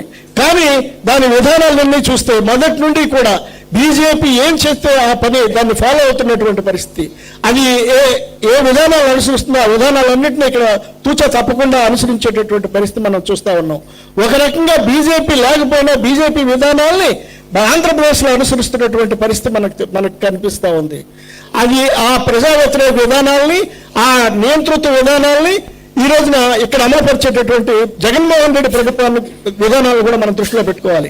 ఇప్పుడు మన దక్షిణాదిలో చూస్తే కర్ణాటకలో బీజేపీ ప్రభుత్వం ఉంది, కానీ మిగతా అన్ని రాష్ట్రాలు అంటే కర్ణాటక, తమిళనాడు కానీ, కేరళ కానీ, లేదా తెలంగాణ కానీ 3 రాష్ట్రాలు ఈ రోజున కేంద్రం చేస్తున్నటువంటి నిరంకుశ విధానాలు, రాష్ట్రాల హక్కులను హరించేటటువంటిది, ఈ ఫెడరలిజానికి వ్యతిరేకంగా జరుగుతున్నటువంటి ప్రయత్నాలు, వాళ్ళు ఈ రాష్ట్రాలకు జరుగుతున్న అన్యాయాలకు వ్యతిరేకంగా ఏకమై పోరాడుతున్నటువంటి పరిస్థితి మనం చూస్తూ ఉన్నాం. కానీ జగన్మోహన్ రెడ్డి ప్రభుత్వం ఈ రాష్ట్రానికి ఎన్ని అన్యాయాలు జరిగినా కూడా ఒక మాట కూడా మాట్లాడినటువంటి పరిస్థితి, పైగా ఆ విధానాలు, ఆ ప్రజా వ్యతిరేక విధానాలు తీసుకొచ్చి ఇక్కడ అమలు పరుస్తున్నటువంటి పరిస్థితి. అందుకనే వామపక్షాలు బీజేపీని, మోడీ ప్రభుత్వాన్ని వ్యతిరేకించే క్రమంలో దానికి అన్ని విధాలా మద్దతు ఇస్తున్నటువంటి జగన్మోహన్ రెడ్డి ప్రభుత్వం యొక్క ఆ విధానాలను కూడా ప్రజల్లో ఎండగట్టాల్సినటువంటి అవసరం ఉందని మనం గుర్తుంచుకోవాలి. When we are observing Ambedkar Jayanti, we see how BJP and the RSS are trying to now appropriate Ambedkar also. They say we are the greatest followers and disciples of Ambedkar.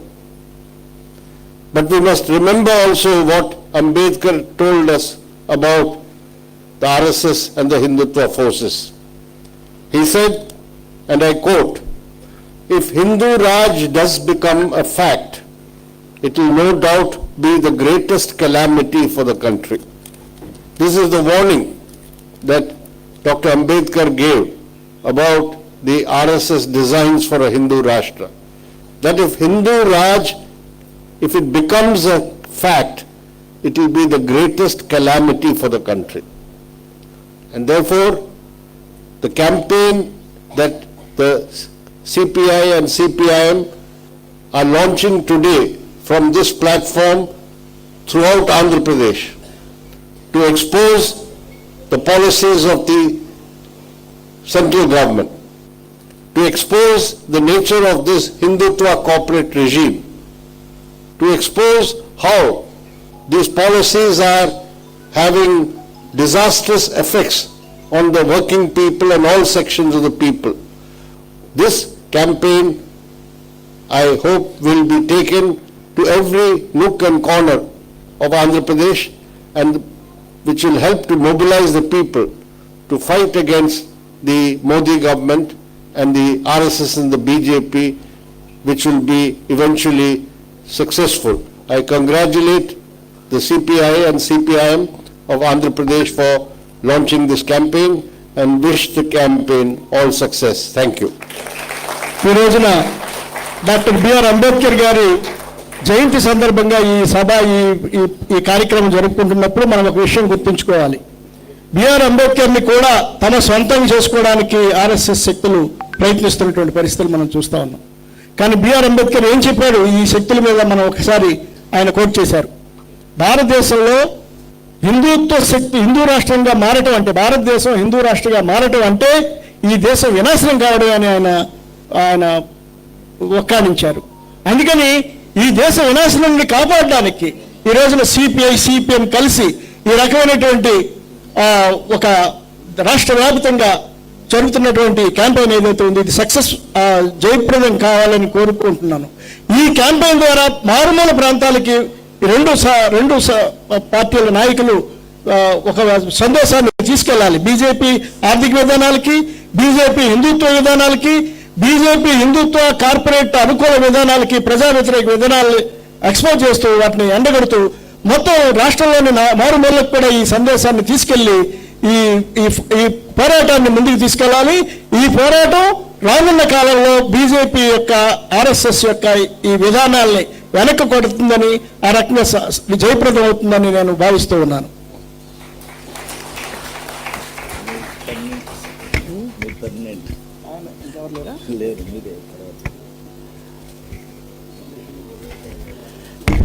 సోదరులారా, ప్రకాష్ గారికి ధన్యవాదాలు తెలియజేస్తూ అభివాదం పాత్రికేయ మిత్రుల కోరిక మేరకు అభివాదాన్ని స్వీకరించవలసింది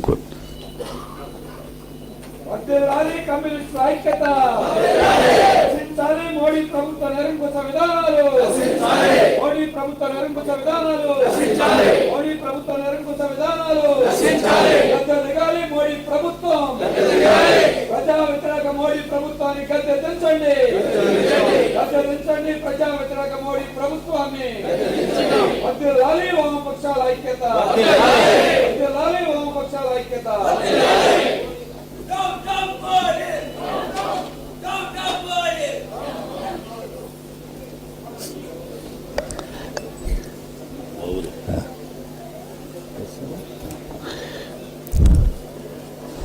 ఇప్పుడు సిపిఐ జాతీయ సమితి కార్యదర్శి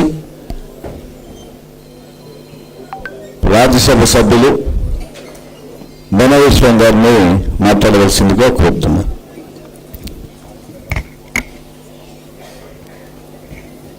ఇప్పుడు కూడా అనువాదకులుగా ప్రజాశక్తి పత్రిక సంపాదకులు వెంకట్రావు గారు వ్యవహరిస్తారు. Dear sisters, brothers and comrades, in this great land of Vijayawada, when the great memories, undying memories of Telangana armed struggle is still alive, keeping in mind the heroic and fond memories of Comrade C. Rajeswar Rao and Comrade Basava Punnaya and many other leaders, we have gathered here in this hall. As communists, we all know very well the purpose of our coming together, holding high our flags together, telling the whole world that we have come to unite and to fight. We are striving forwards for the future battles of the land, through which we believe the most hated government of the hatreds, the Modi government, can be ousted and a new path can be given to our people.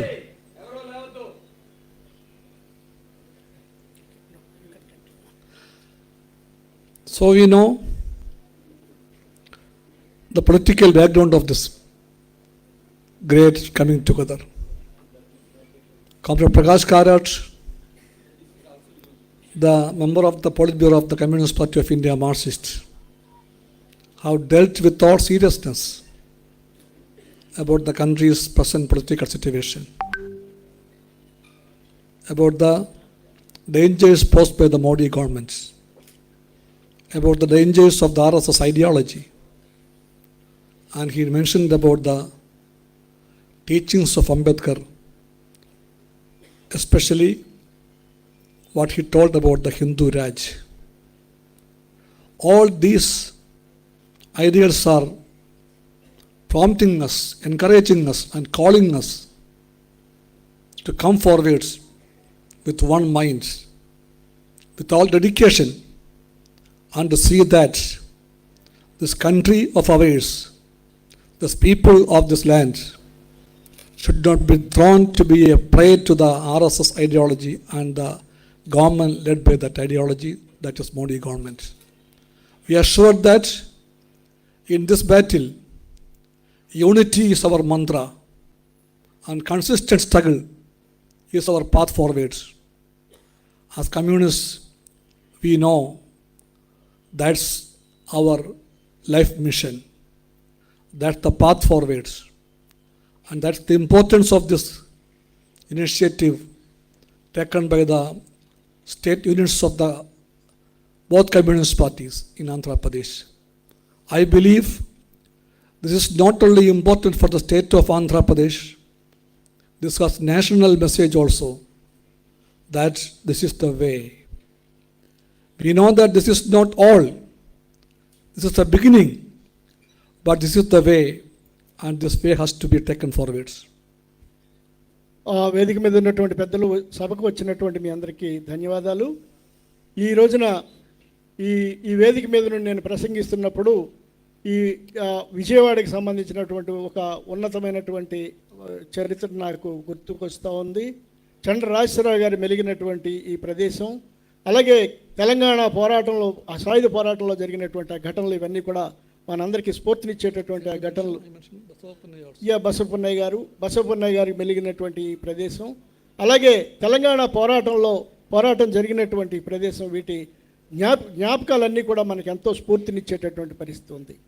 ఈ రోజున మన 2 communist పార్టీలు కలిసి తీసినటువంటి ఈ ప్రదర్శన, ఈ ప్రారంభిస్తున్నటువంటి కార్యక్రమం ఏదైతే ఉందో అది ఈ భారతదేశానికి చాలా ముఖ్యమైనటువంటి విషయం. ఈ రోజున భారతదేశ రాజకీయ పరిస్థితుల గురించి నా ముందు మాట్లాడినటువంటి CPIM పొలిట్ బ్యూరో సభ్యులు ప్రకాష్ కరత్ గారు వివరించారు. ఆయన చాలా విషయాలు చెప్పారు. ఆయన ఈ హిందూ రాష్ట్ర గురించి, హిందూ రాష్ట్ర యొక్క ప్రమాదం గురించి చెప్పారు. మోడీ ప్రభుత్వం యొక్క ప్రజా వ్యతిరేక ఆర్థిక విధానాల గురించి చెప్పారు. అలాగే అంబేద్కర్ ఏమి హెచ్చరికలు చేశాడో ఈ భారతదేశంలో హిందూ రాష్ట్ర అధికారంలోకి వస్తే ఆ హెచ్చరికల గురించి చెప్పారు. ఆయన ఈ మొత్తం ఆయన చాలా విషయాలు ఇవన్నీ చెప్పిన తర్వాత మనం వాటినన్నింటినీ మనం స్వీకరించాల్సినటువంటి అవసరం ఉంది. ఈ రోజున ఈ ఉభయ కమ్యూనిస్ట్ పార్టీలు రాష్ట్రంలో ఈ చేసినటువంటి కార్యక్రమం ఆంధ్రప్రదేశ్కి సంబంధించి చాలా ముఖ్యమైనటువంటి కార్యక్రమం. కేవలం ఆంధ్రప్రదేశ్కే కాదు, భారతదేశానికి కూడా ఈ కార్యక్రమం చాలా స్ఫూర్తిదాయకంగా ఉంటుందని నేను భావిస్తున్నాను. When we analyze the Modi government, for us it is quite easy to understand what is it and how is it so. Because the ideology that we have in our mind, in our hearts and brain, the ideology of Marxism, it has taught us what is the character of a bourgeois system and the bourgeois ideology. They tell that our ideology is quite old. Communists are practicing and holding an ideology which is too old. We tell them our ideology is ever young. It's a science of growth, a science of change. So this ideology knows to evaluate the changes in society, the ongoing developments. It can adapt itself and grow itself to the changing needs of the country and the history. That's why we believe that Marxism is not old. When we say that it is omnipotent, we said because it is true. Why it is true? It is true because it is a science. And that scientific outlook of the Marxist ideology, that's the strength of the communist parties.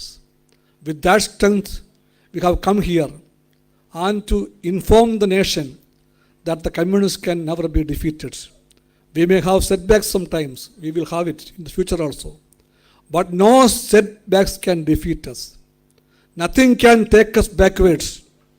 Nothing can hold us to a special moment, because we are here for the people and for the peoples to go forwards. That's why we believe that our ideology is the ideology of our action.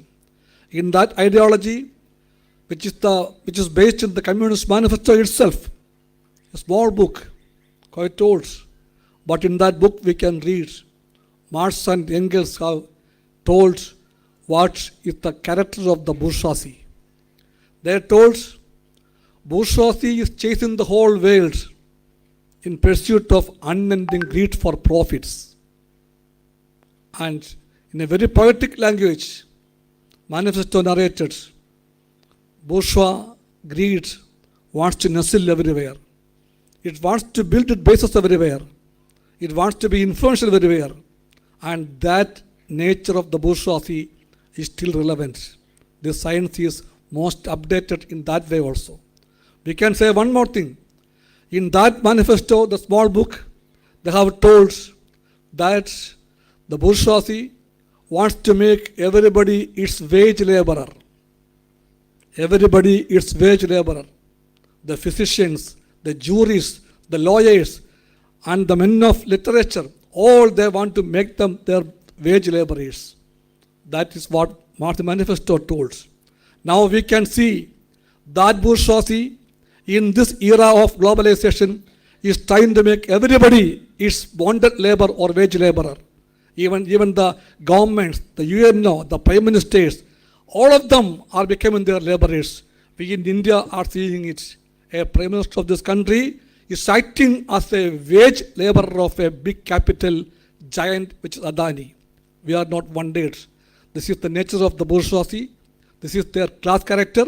And that's why, in a very shameless manner, Modi, the vocal man, known for rhetoric, absolutely mum on everything that has come before the nation on Adani. Months and months have gone, and the Prime Minister is meeting the people everywhere, visiting all the countries and states. He was in Karnataka day before yesterday. I was there in one of his meetings with the forest departments. Then he came to Tamil Nadu. Yesterday he was speaking elaborately on Tamil literature and culture. Next day he is coming to Kerala. He is coming to everywhere and speaking in length. Have you heard how this nation heard at least once Modi is saying a single word about Adani? Why this silence?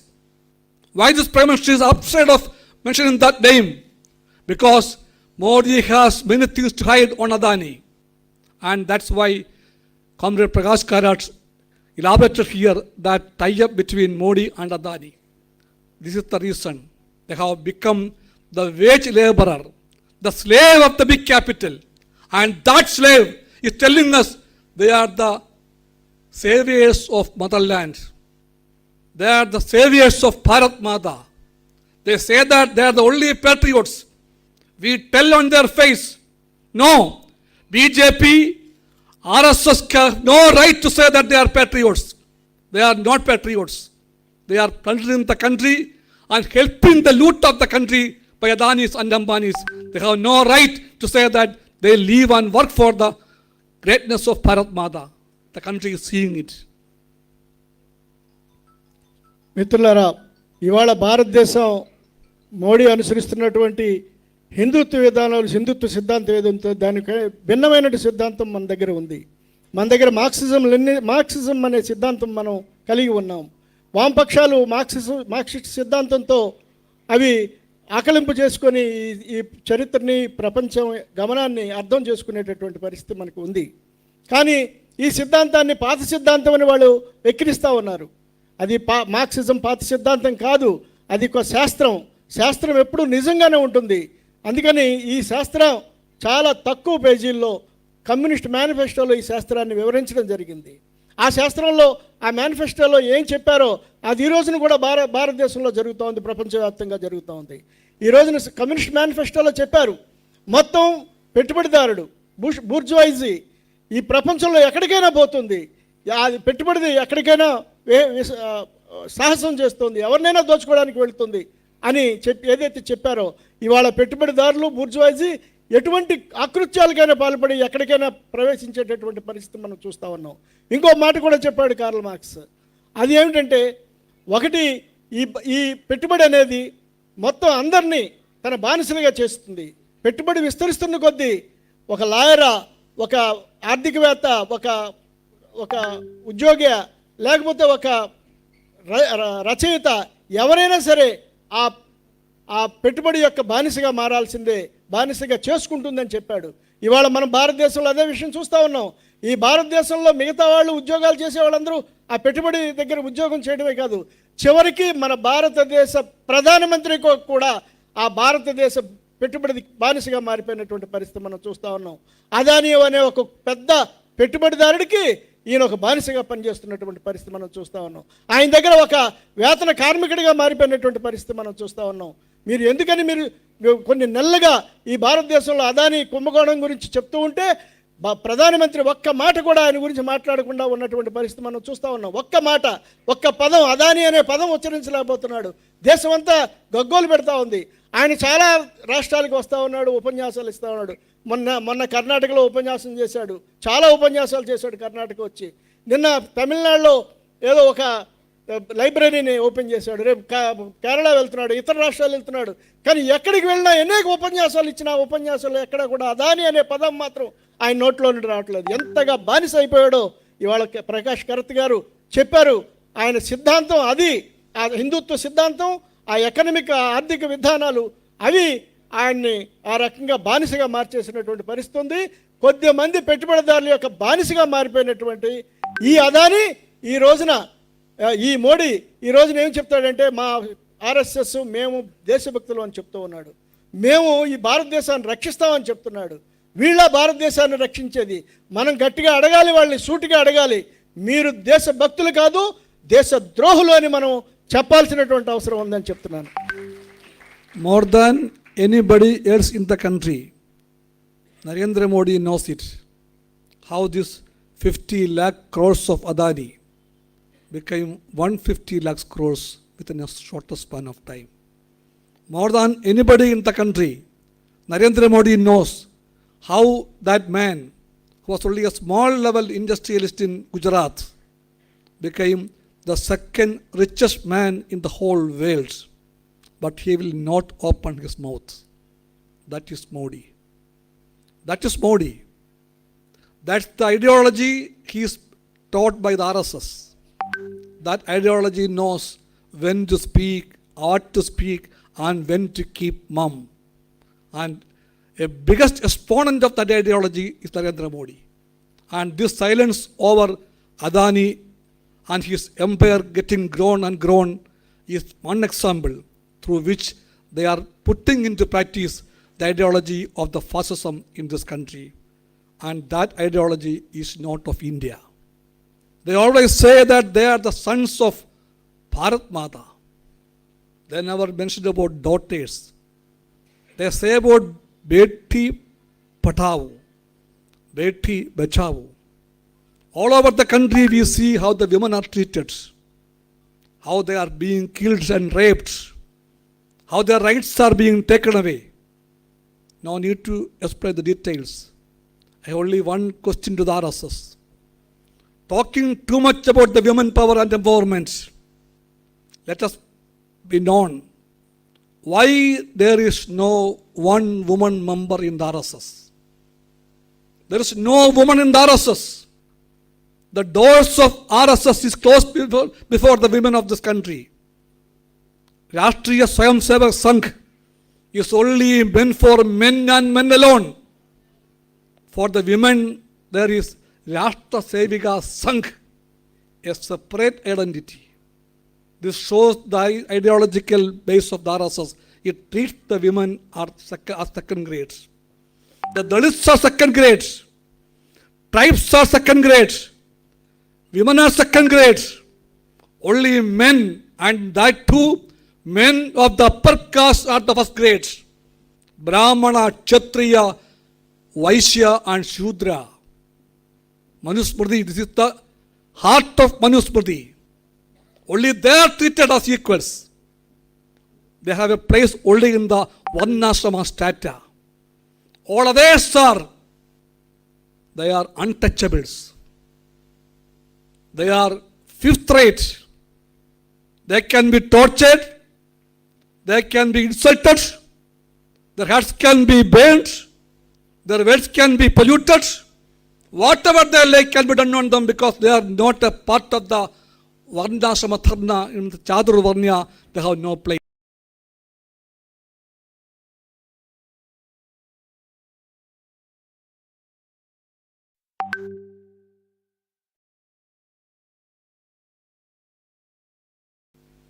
He exposed the Varnashrama treachery on this nation.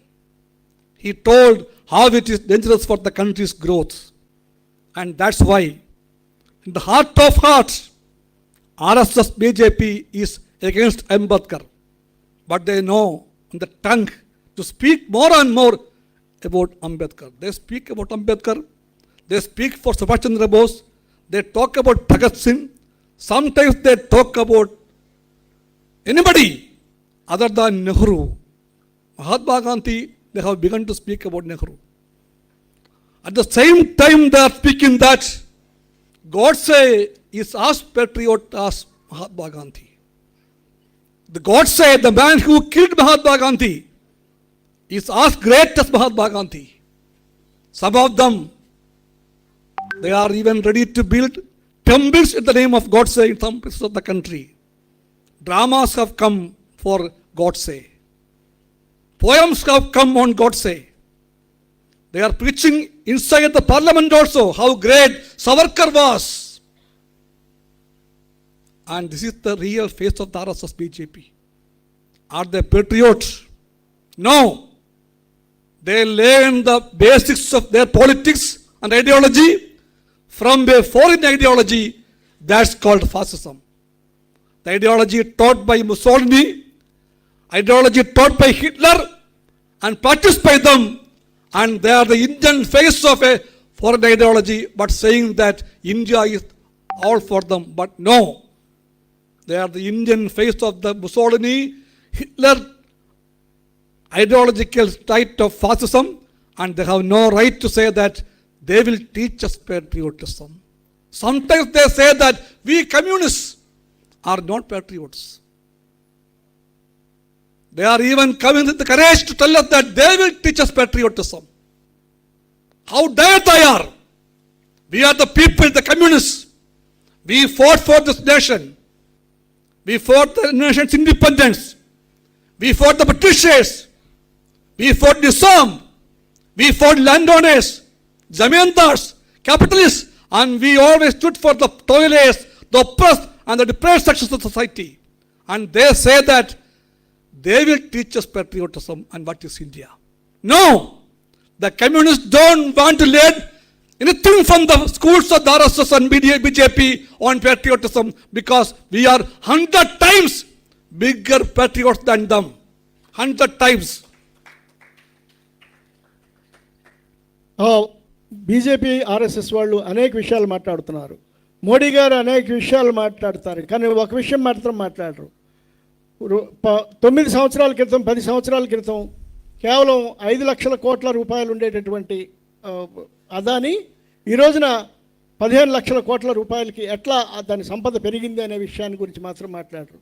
అలాగే 8 సంవత్సరాల క్రితం ప్రపంచంలోనే 500వ స్థానంలో ఉండేటటువంటి అదాని ఈ రోజున ప్రపంచంలోనే 2వ స్థానానికి ఎలా వచ్చాడనే విషయాన్ని మాట్లాడరు.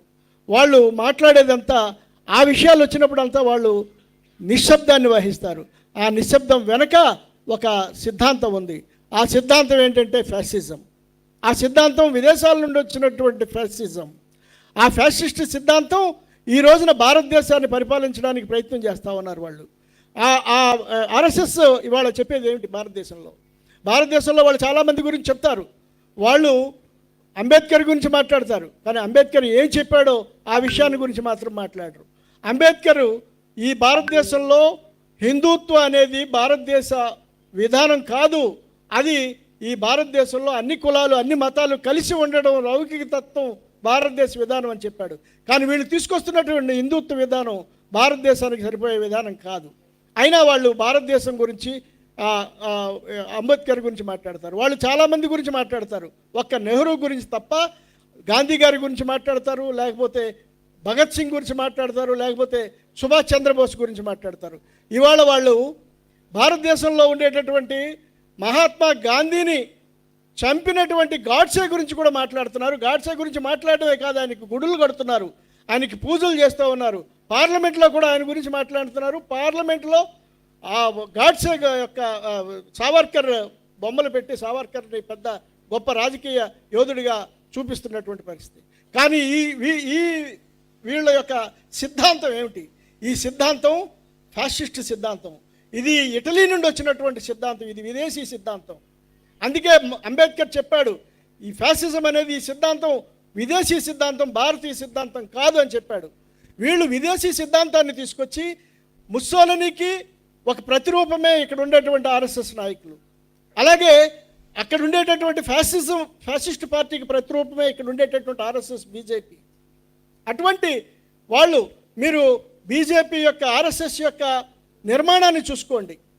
వాళ్ళు నిర్మాణాన్ని చూసుకుంటే వాళ్ళు ఎక్కడా కూడా ఆర్ఎస్ఎస్లో ఒక్క మహిళ కూడా కనిపించదు. ఆర్ఎస్ఎస్ మొత్తం తీసుకుంటే ఒక్క మహిళ కూడా ఆర్ఎస్ఎస్ సంస్థలో ఉండరు. అది కేవలం పురుషులకు మాత్రమే పరిమితమైనటువంటి సంస్థ. మరి మహిళలకి కూడా మహిళా వాహిని అని ఒకటి పెట్టారు, అంటే అది వేరుగా ఉండాలి.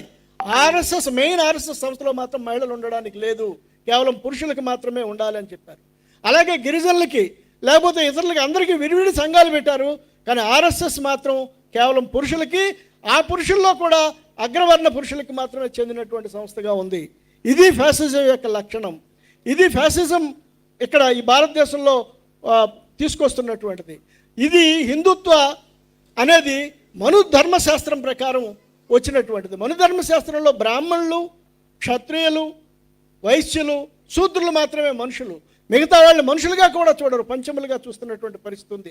వాళ్ళు అస్పృశ్యులుగా చూస్తున్నటువంటి పరిస్థితి ఉంది. అటువంటి భారతదేశాన్ని తీసుకొచ్చి అటువంటి దేశాన్ని ఇక్కడ తయారు చేయాలనుకుంటున్నటువంటి ఆ సిద్ధాంతం విదేశీ సిద్ధాంతం. ఇటువంటి విదేశీ సిద్ధాంతాన్ని అనుసరించిన వాళ్ళు కమ్యూనిస్టులు మనకి చెప్తారు మనది విదేశీ సిద్ధాంతం అని. వాళ్ళది అసలైనటువంటి విదేశీ సిద్ధాంతం. ఇంకో విషయం కూడా చెప్తారు, కమ్యూనిస్టులు దేశభక్తులు గారు, మీరు దేశభక్తులు నిరూపించుకోండి అని. కమ్యూనిస్టులు మనమాన్ని నిరూపించుకోవాల్సింది. ఈ భారతదేశం కోసం రక్తం చిందించిన వాళ్ళు, భారతదేశ స్వతంత్ర పోరాటంలో రక్తం చిందించి పోరాడిన వాళ్ళు కమ్యూనిస్టులు. అసలు పోరాటంలో పాల్గొని వాళ్ళు అటువంటి కమ్యూనిస్టులకి వీళ్ళు ఈ రోజున మీ దేశభక్తిని నిరూపించుకోవాలని చెప్పేటటువంటి ధైర్యం ఎక్కడి నుండి వచ్చింది? వాళ్ళకి హక్కు లేదు. వాళ్ళకన్నా దేశభక్తిలో చూస్తే మనం 100 రెట్లు కమ్యూనిస్టులు గొప్పవాళ్ళ కింద మనం పరిగణించవచ్చు. We feel wondered to read and to see the resemblance between the works of Hitler and the work of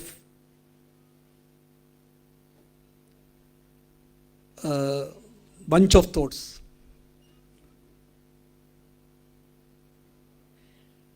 Goldwalker. Bunch of thoughts is their Bible for the RSS. For the world fascism, there is a Bible, if it can be called so, that is Hitler's book, Mein Kampf, means my struggle. In Mein Kampf, Hitler wrote, Germany has 3 million enemies. 1, the Jews. 2, the Christians. 3rd, the communists. In Mein Kampf you can read from Hitler. Then come to India. Go to bunch of thoughts. Their Bible of the RSS. In that book, Goldwalker discussed who are the internal threats of India. He narrated number 1 threat, the Muslims. Number 2 threat, the Christians. Number 3 and the most dangerous threat, the communists. You look at it. Just copying down what Hitler wrote. Nothing special, nothing new, no inventions of their own. What he told for Germany, they wrote for India. They are the real slaves of Hitlerite fascism. And they are telling that they are the saviors of Bharat Mata. And that's why they have no hesitation to say in one word, Atmanirbhar Bharat. Bharat Mata ki Jai. Next moment, they say Jai for FDI. What is FDI? Foreign direct investments. From foreign capital, they are praying, come, and loot us for your profits. And next moment, Bharat Mata ki Jai, Atmanirbhar Bharat. This is BJP. This is RSS. The key and the lock of the BJP's Atmanirbhar Bharat is with the FDI. For BJP and for the RSS, the heart and soul of their Atmanirbhar is with the foreign capital and domestic looters like Adani. And they say, Sabka Saath, Sabka Vikas. We tell them, lie, this is a simple lie. I remember that old Hindi song, Chhoot bola, Bobby. Chhoot bola, kawa kata. Every now and then, every day and night, our Prime Minister is saying only shoot and shoot, lies and lies.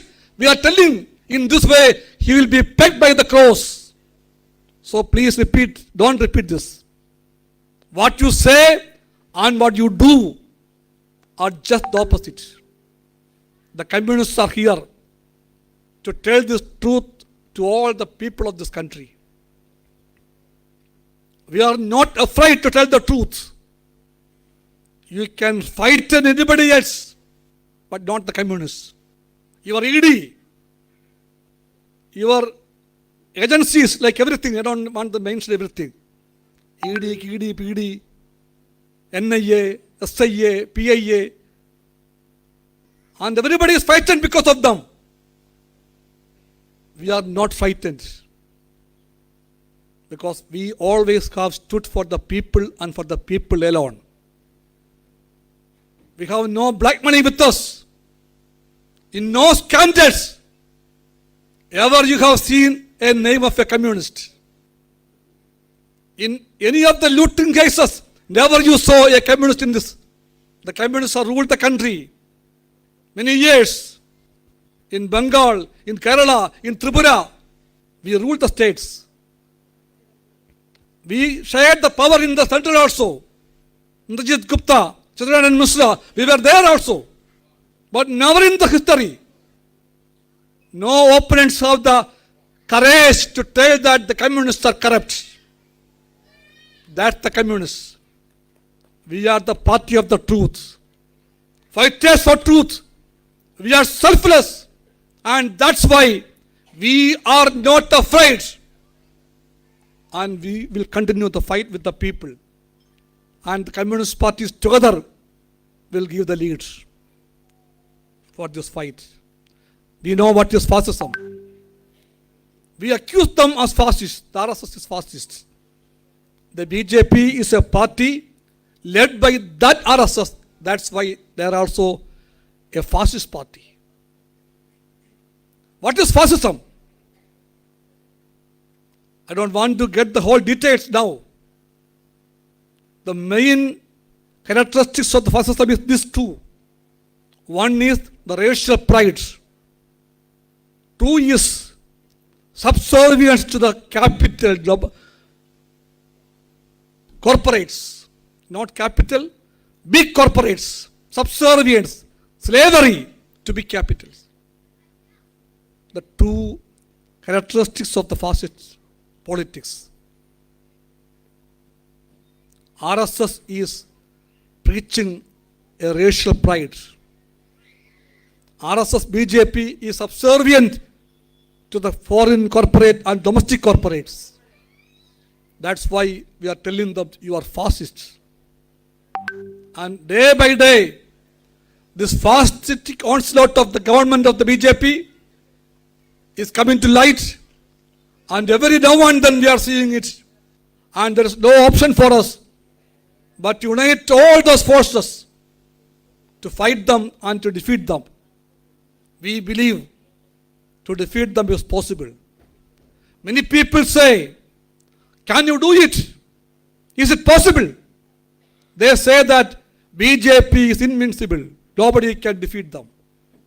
Modi will come again and again. They say that 2024 is also for Modi.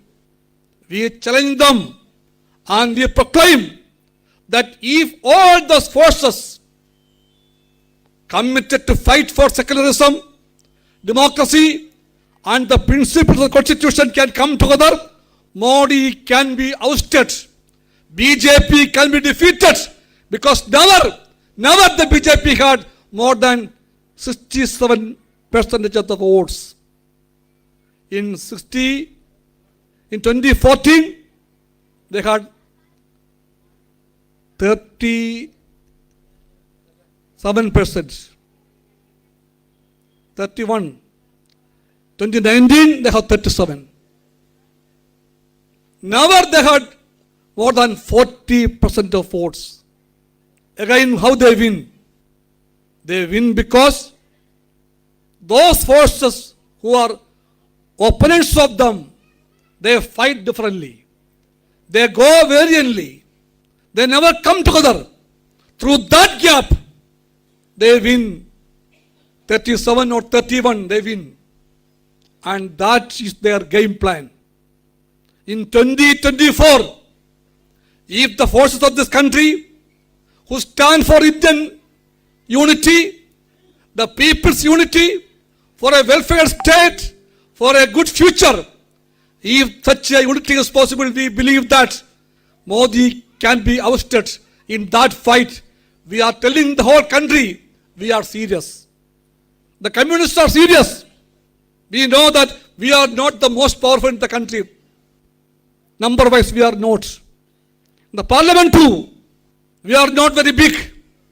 But we can tell the whole people of the country, however small we may be, in this fight, we play a big role, a great role that cannot be challenged. So we believe that, we stand for that, to bring all those fighting forces to come together and to defeat them.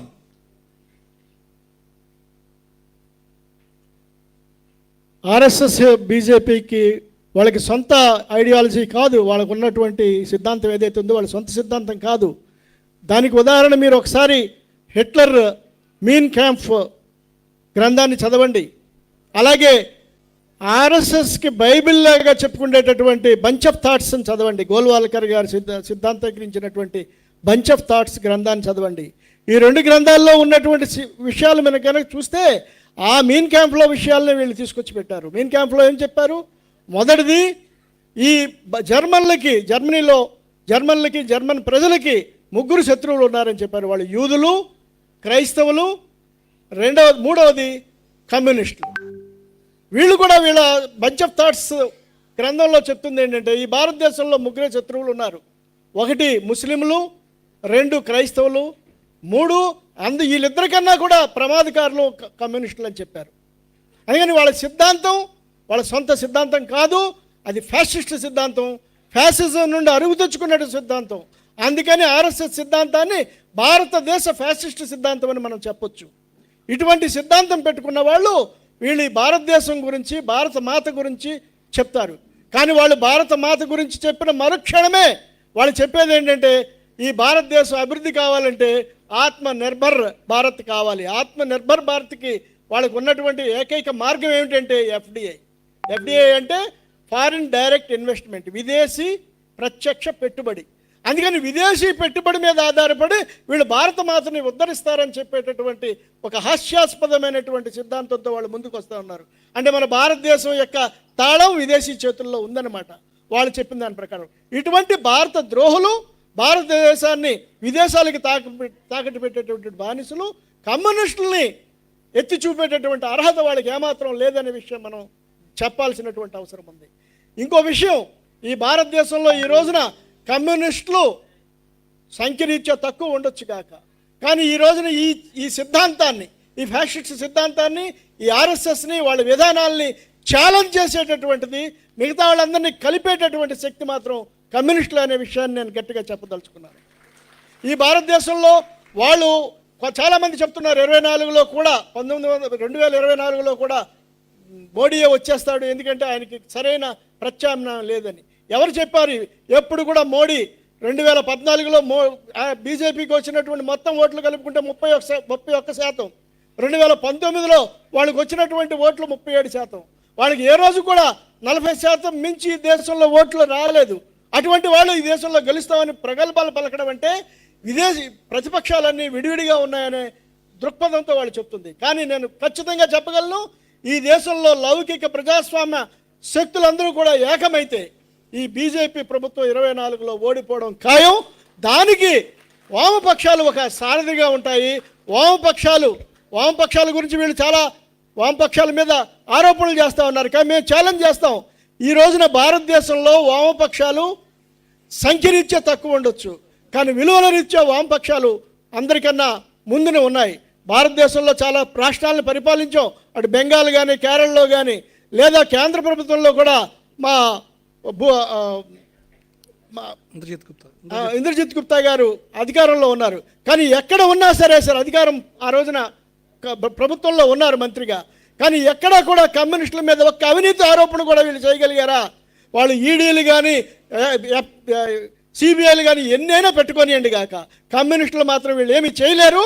ఆ ఈడీలు వీడీలు చూసే భయపడేది కమ్యూనిస్టులు కాదనే విషయాన్ని కూడా చెప్పదలుచుకున్నాం. ఎందుకంటే కమ్యూనిస్టులు అవినీతికి దూరం, అవినీతి మచ్చలేనటువంటిది కమ్యూనిస్టులది. అందుకనే ఈ రోజున కమ్యూనిస్టులు భారతదేశంలో మొత్తం శక్తుల్ని కలిపేటటువంటి ఒక వాళ్ళందరినీ కలపగలిగేటటువంటి శక్తిగా కమ్యూనిస్టులు ఈ రోజున ప్రయత్నాలు చేస్తారు. ఈ రానున్న కాలంలో ఆ విషయంలో సక్సెస్ కూడా అవుతారని మేము చెప్తా ఉన్నాను.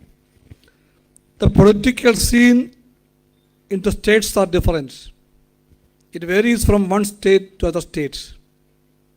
We know that differences. That's why we have an approach which is flexible from state to state. But for the whole country, we have a slogan to put forth. And that slogan is the unity of all secular democratic left forces. The enemy, we are clear. The enemy number one is RSS BJP. And the communist ideology teaches us, if there is a main enemy, the strategy of the struggle is to unite all others to defeat the main enemy.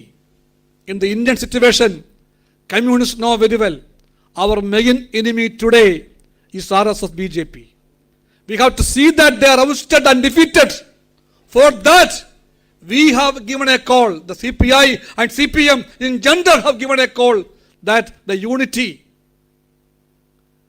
flexible unity, realistic unity of all secular democratic left forces from state to state can be attained, and through that political initiative we believe that we can fight the 2024 elections. That's the political cream task and the cardinal point of our political initiative during these days. The CPI, the CPM knows this fact very well. Now they say, the protagonists and the advocates of anti-communism say that the communist parties are declining. They are saying the CPI lost its recognition by the Election Commission. Some of them say that the near future CPM also will lose it. They are waiting for that. It is true. CPI lost its national recognition by the Election Commission. But we are glad that CPM has not lost its recognition. We tell everybody, we the communists fought the battles not because of the certificates by any commissions, EC or whichever commission it is, not by their recognition we fought the battles. We organized the people not because of that. We fight for the people not because of that. We stood with the workers not because of that. We fought in the present struggle not because of that. We stand with the students, the youth, the tribes, the Dalits, the women, not because of this technical Election Commission recognition, because of our political conviction. Clarity of ideology, sincerity for the cause, for that we stood, for that we fought, and as long as that is there, we don't mind whether the Election Commission give us a technical recognition or not. The people know us, and we will look into ourselves, our shortcomings. Our shortcomings are there. The communist parties are the only two parties consistently make that self-criticism. We never say that we are everything perfect. In the party contests, we devote our time to criticize ourselves. So we know whichever shortcomings we have a duty to rectify that. We will see that will overcome. And then we will dedicate more and more for the people's cause, for the country's sake, and we will intensify our struggle. And that's why we are confident that recognition or not is not the main thing. The CPI and CPM, we will fight together. We will go forward, and we will try to rectify our mistakes. That's very clear. One more thing, I think Comrade Prakash, Karat and other leaders will allow me to say that the CPI has given a call much earlier for communist unity. CPM, I know that, have a different perspective on that. So we are not asking for a one communist party tomorrow. But the history is calling us for a united action by the communist parties. In whatever way we can hold our hands together, we have to hold our hands together. In whatever way we have to fight together, we will fight together. In that process, we will come to know each other. And at that stage, if both of us feel that the time has come to become one party, then we can decide that, discuss that, not that it's a precondition. It's a precondition, but we have to be together. We have to be together. CPI and CPM knows that fact. And that fact is an important fact, not only for the communist movement, it is for the country's future. It is for the country's secular values. It is for the country's socialist goals. That's important. And that is the message from this conference, I believe. భారతదేశంలో వివిధ రాష్ట్రాల్లో వివిధ పరిస్థితులు ఉన్నాయి. ఒక రాష్ట్రంలో ఒక పరిస్థితి, ఒక రాష్ట్రంలో లేదు. అయినా సరే భారతదేశ వ్యాప్తంగా చూసుకున్నప్పుడు ఒకే ఒక నినాదాన్ని మనం ఇచ్చాం. అదేమిటంటే బీజేపీని ఓడించాలి, బీజేపీని గద్దె దించాలనే నినాదం. ఈ రోజున భారతదేశంలో ఉండేటటువంటి లౌకిక ప్రజాతంత్ర వామపక్ష శక్తులన్నీ కలిస్తే బీజేపీని దించడం ఖాయం. ఆ పని వామపక్షాలు ప్రధానంగా ముందుకొచ్చి చేసేటటువంటి పరిస్థితి ఈ రోజున ఉంది. అందుకని బీజేపీని ఓడించాలంటే ఈ దేశంలో ఉండేటటువంటి రాజకీయ పక్షాలన్నీ ఫ్లెక్సిబుల్గా, వాళ్ళకు ఉన్నటువంటి పరిస్థితుల్లో కొంత ఫ్లెక్సిబుల్గా కలవాల్సినటువంటి అవసరం ఉంది. ఆయా రాష్ట్రాల పరిస్థితులను బట్టి కలవాల్సినటువంటి అవసరం ఉంది. మార్క్సిజం మనకు ఒకటే చెప్తుంది, ఒక ప్రధాన శత్రువు ఎవరైతే ఉన్నారో ఆ శత్రువుకు వ్యతిరేకంగా మిగతా శక్తులను అన్నింటినీ కలుపుకొని పోరాడాలి అనేటువంటి మార్క్సిస్ట్ సిద్ధాంతాన్ని అనుగుణంగానే మనం ఈ ఫైట్ నిర్వహిస్తూ ఉన్నాం. ఈ పోరాటంలో కమ్యూనిస్టులు ముందుండి పోరాడాలనే విషయం నేను మీ దృష్టికి తీసుకొస్తా ఉన్నా. అదే సమయంలో వాళ్ళు చెప్తున్నారు, మీ కమ్యూనిస్టులకు బలం తగ్గిపోయింది కదా, మీరేం చేయగలరు అనే విషయం మాట్లాడుతున్నారు. ఈ మధ్య ఎన్నికల కమిషన్ సిపిఐకి జాతీయ గుర్తింపు పోయింది కదా, లేకుండా చేసింది కదా, అందుకని మన బలం తగ్గిపోయింది కదా అని చెప్తున్నారు. అలాగే సిపిఎంకి కూడా తగ్గిపోద్ది రేపనే శాపనార్థాలు పెడుతున్నారు. కానీ సిపిఐ కానీ సిపిఎం కానీ ఎన్నికల కమిషన్ ఇచ్చిన సర్టిఫికేట్లతో పనిచేయట్లేదు. మేము చేసేది ప్రజల కోసం పనిచేస్తున్నాం, ప్రజా పోరాటాల కోసం పనిచేస్తూ ఉన్నాం. వాళ్ళు ఇచ్చిన సర్టిఫికేట్లతో పనిచేసేటటువంటి అవకాశం మాకు అవసరం లేదు. అందుకని ఈ పోరాటం కొనసాగుతుంది. ప్రజల కోసం, ప్రజాతంత్ర ఉద్యమాల కోసం జరిగేటటువంటి పోరాటం ఎన్నికల కమిషన్ ఇచ్చినటువంటి పిలుపులతో, ఎన్నికల కమిషన్ ఇచ్చిన సర్టిఫికేట్లతో మాకు నిమిత్తం లేకుండా మేము పోరాటాన్ని కొనసాగిస్తాం. అది మేము చెప్తూ చివరిగా నేను చెప్పేది ఏంటంటే ఒక మాట, కమ్యూనిస్టుల ఐక్యత అనేది ఈ పోరాటాలను మరింత ముందుకు తీసుకుపోవడానికి అవసరం. కమ్యూనిస్టులు ఐక్యం కావాలని చెప్తూ ఉన్నాం, రెండు కమ్యూనిస్ట్ పార్టీలు కూడా చెప్తూ ఉన్నాయి. అయితే కమ్యూనిస్టులు ఐక్యం అయ్యే ముందు ఒక వాళ్ళు కలిసి పనిచేయాలి. ముందు కొంతకాలంగా ప్రతి విషయంలో కలిసి ఐక్యంగా పనిచేయాలి, ప్రతి అంశంలో ఐక్యంగా పనిచేయాలి. ప్రతి పోరాటంలో రెండు కమ్యూనిస్ట్ పార్టీలు ఒకే పిడికిలు బిగించి ముందుకు రావాల్సినటువంటి అవసరం ఉంది. అది కమ్యూనిస్టుల ఐక్యతకి ముందు ఒక షరతు. ఆ షరతు నిర్వహించిన తర్వాత రెండు కమ్యూనిస్ట్ పార్టీలు ఏకమవుతాయనే అవగాహన రెండు పార్టీలకి ఉంది. ఆ రకంగా రెండు కమ్యూనిస్ట్ పార్టీలు రానున్న కాలంలో ఐక్య పోరాటాలు చేసి ఆ విధంగా ఒకే పార్టీగా, మేము కూడా ఇవాళ చెప్పట్లేదు ఒకే పార్టీ దేశంలో ఉండాలని, ఒక సుదీర్ఘ కాలంలో ఈ రకమైనటువంటి ఐక్య పోరాటాలు నిర్వహించడం ద్వారా ఈ రెండు కమ్యూనిస్ట్ పార్టీలు ఐక్యం అవుతాయని, ఐక్యంగా మరింత ముందుకు పోతాయని ఆశిస్తూ ముగిస్తున్నాను. Sorry. This is not the first time. Why? I said that it's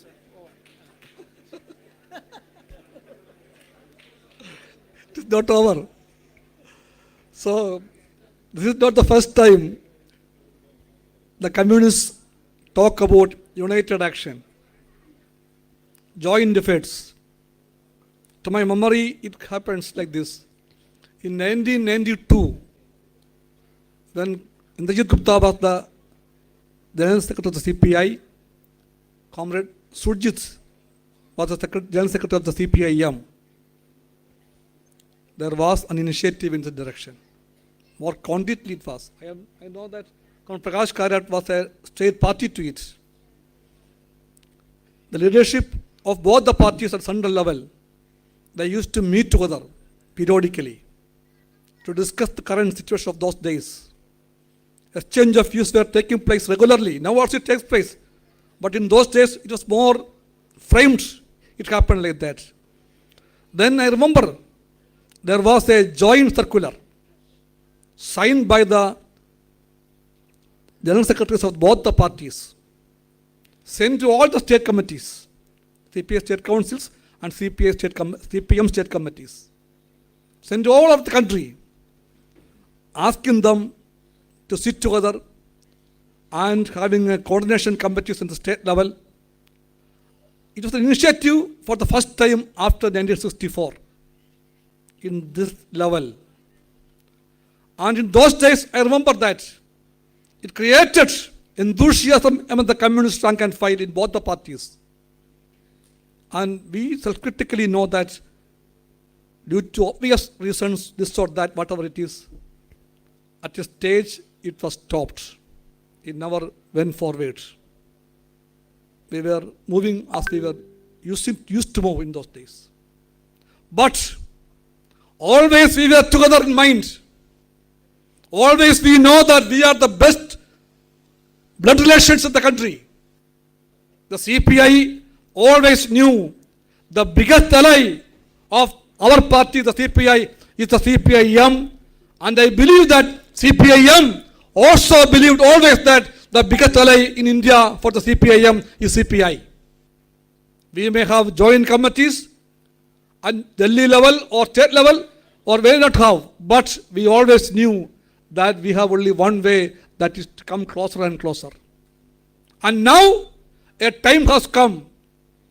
We have to intensify that efforts. The enemy is so dangerous. So vehemently they want to attack us and they want to defeat us. Not we alone. The whole democratic forces are under attack. The secular forces are under attack. All those who stand for social causes are under attack. The civil society movements are constantly under attack. A sword of Damocles is hung over the heads of India. So the time has come. We have to think seriously to intensify that efforts and see in the present situation how often we can meet together, discuss together, work together and struggle together. These united actions are always struggle oriented. And that struggle, I did not say, are the struggles of the workers, the peasants, the downtrodden, the deprived, and all those forces who want a change. Struggle for those sections has to continue. In that struggle, we all believe that our sweat, our tears, our blood may flow together. And that sweat, that tears, that blood will see that we will come more and more close, and the country will have a new impetus to go forward. Out of that we believe. And with that conviction, we approach this Vijayawada initiative, and I salute you all, my dear comrades of the CPIM and CPI, that you have begun to show a way for the country. I salute you once again. Inqilab Zindabad! Inqilab Zindabad! Communist unity Zindabad! Communist unity Zindabad! CPI CPM ఉమ్మడి పోరాటాలు అనేవి చాలా ముఖ్యం. ఈ విషయం చాలా కాలం నుండి తెలుసు, చాలా కాలం నుండి ఉమ్మడి పోరాటాలు చేస్తూ ఉన్నాయి. కానీ నాకు ఒక విషయం గుర్తుంది.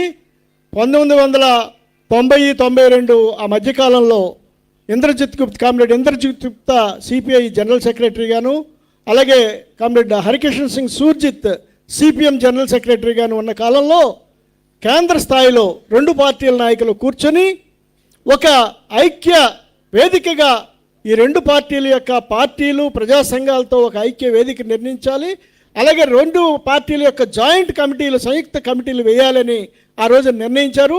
ఆ రోజున అన్ని రాష్ట్రాలకు కూడా సర్క్యులర్లు పంపించారు. సిపిఐ రాష్ట్ర కమిటీలకి, అలాగే సిపిఎం రాష్ట్ర కమిటీలకు కూడా వచ్చినాయి. ఒక గొప్ప చొరవని ఆ రోజున ప్రదర్శించారు. 2 పార్టీల మధ్య ఒక ఐక్యతను తీసుకురావడం కోసం ఒక చొరవ ప్రదర్శింపబడింది. తర్వాత కాలంలో ఎందుకో ఆ చొరవ తగ్గిపోయింది. కానీ ఈ రోజున మళ్ళీ పరిస్థితులు ముందుకు వచ్చినాయి. అటువంటి చొరవ ముందుకు రావాలి, ఐక్య ఉద్యమాలు ముందుకు రావాలి. 2 పార్టీలు సిపిఐ, సిపిఎం ఈ దేశంలో పేద ప్రజలు, అణగారిన ప్రజలు, రైతులు, కార్మికులు, శ్రామిక ప్రజల యొక్క తరఫున పోరాటంలో ముందుకు నడిచి ఆ ఐక్యతను ప్రదర్శించేటటువంటి అవసరం ముందుకొచ్చింది. ఆ అవసరం రీత్యానే ఈ రోజున మేము ఈ రోజున అంబేద్కర్ జయంతి సందర్భంగా ఈ మోడీ ప్రభుత్వానికి వ్యతిరేకంగా సిపిఐ, సిపిఎం కలిపి ఈ రోజున ఇక్కడ జరిపినటువంటి ఈ సంయుక్త ప్రదర్శన, ఈ కార్యక్రమం, ఈ క్యాంపెయిన్ ప్రారంభం అనేది ఒక గొప్ప ఇనిషియేటివ్, ఒక ప్రారంభంగా నేను భావిస్తూ ఉన్నాను. ఇది ముందుకు తీసుకుపోవాలని నేను కోరుతూ ఉన్నాను. Thank you.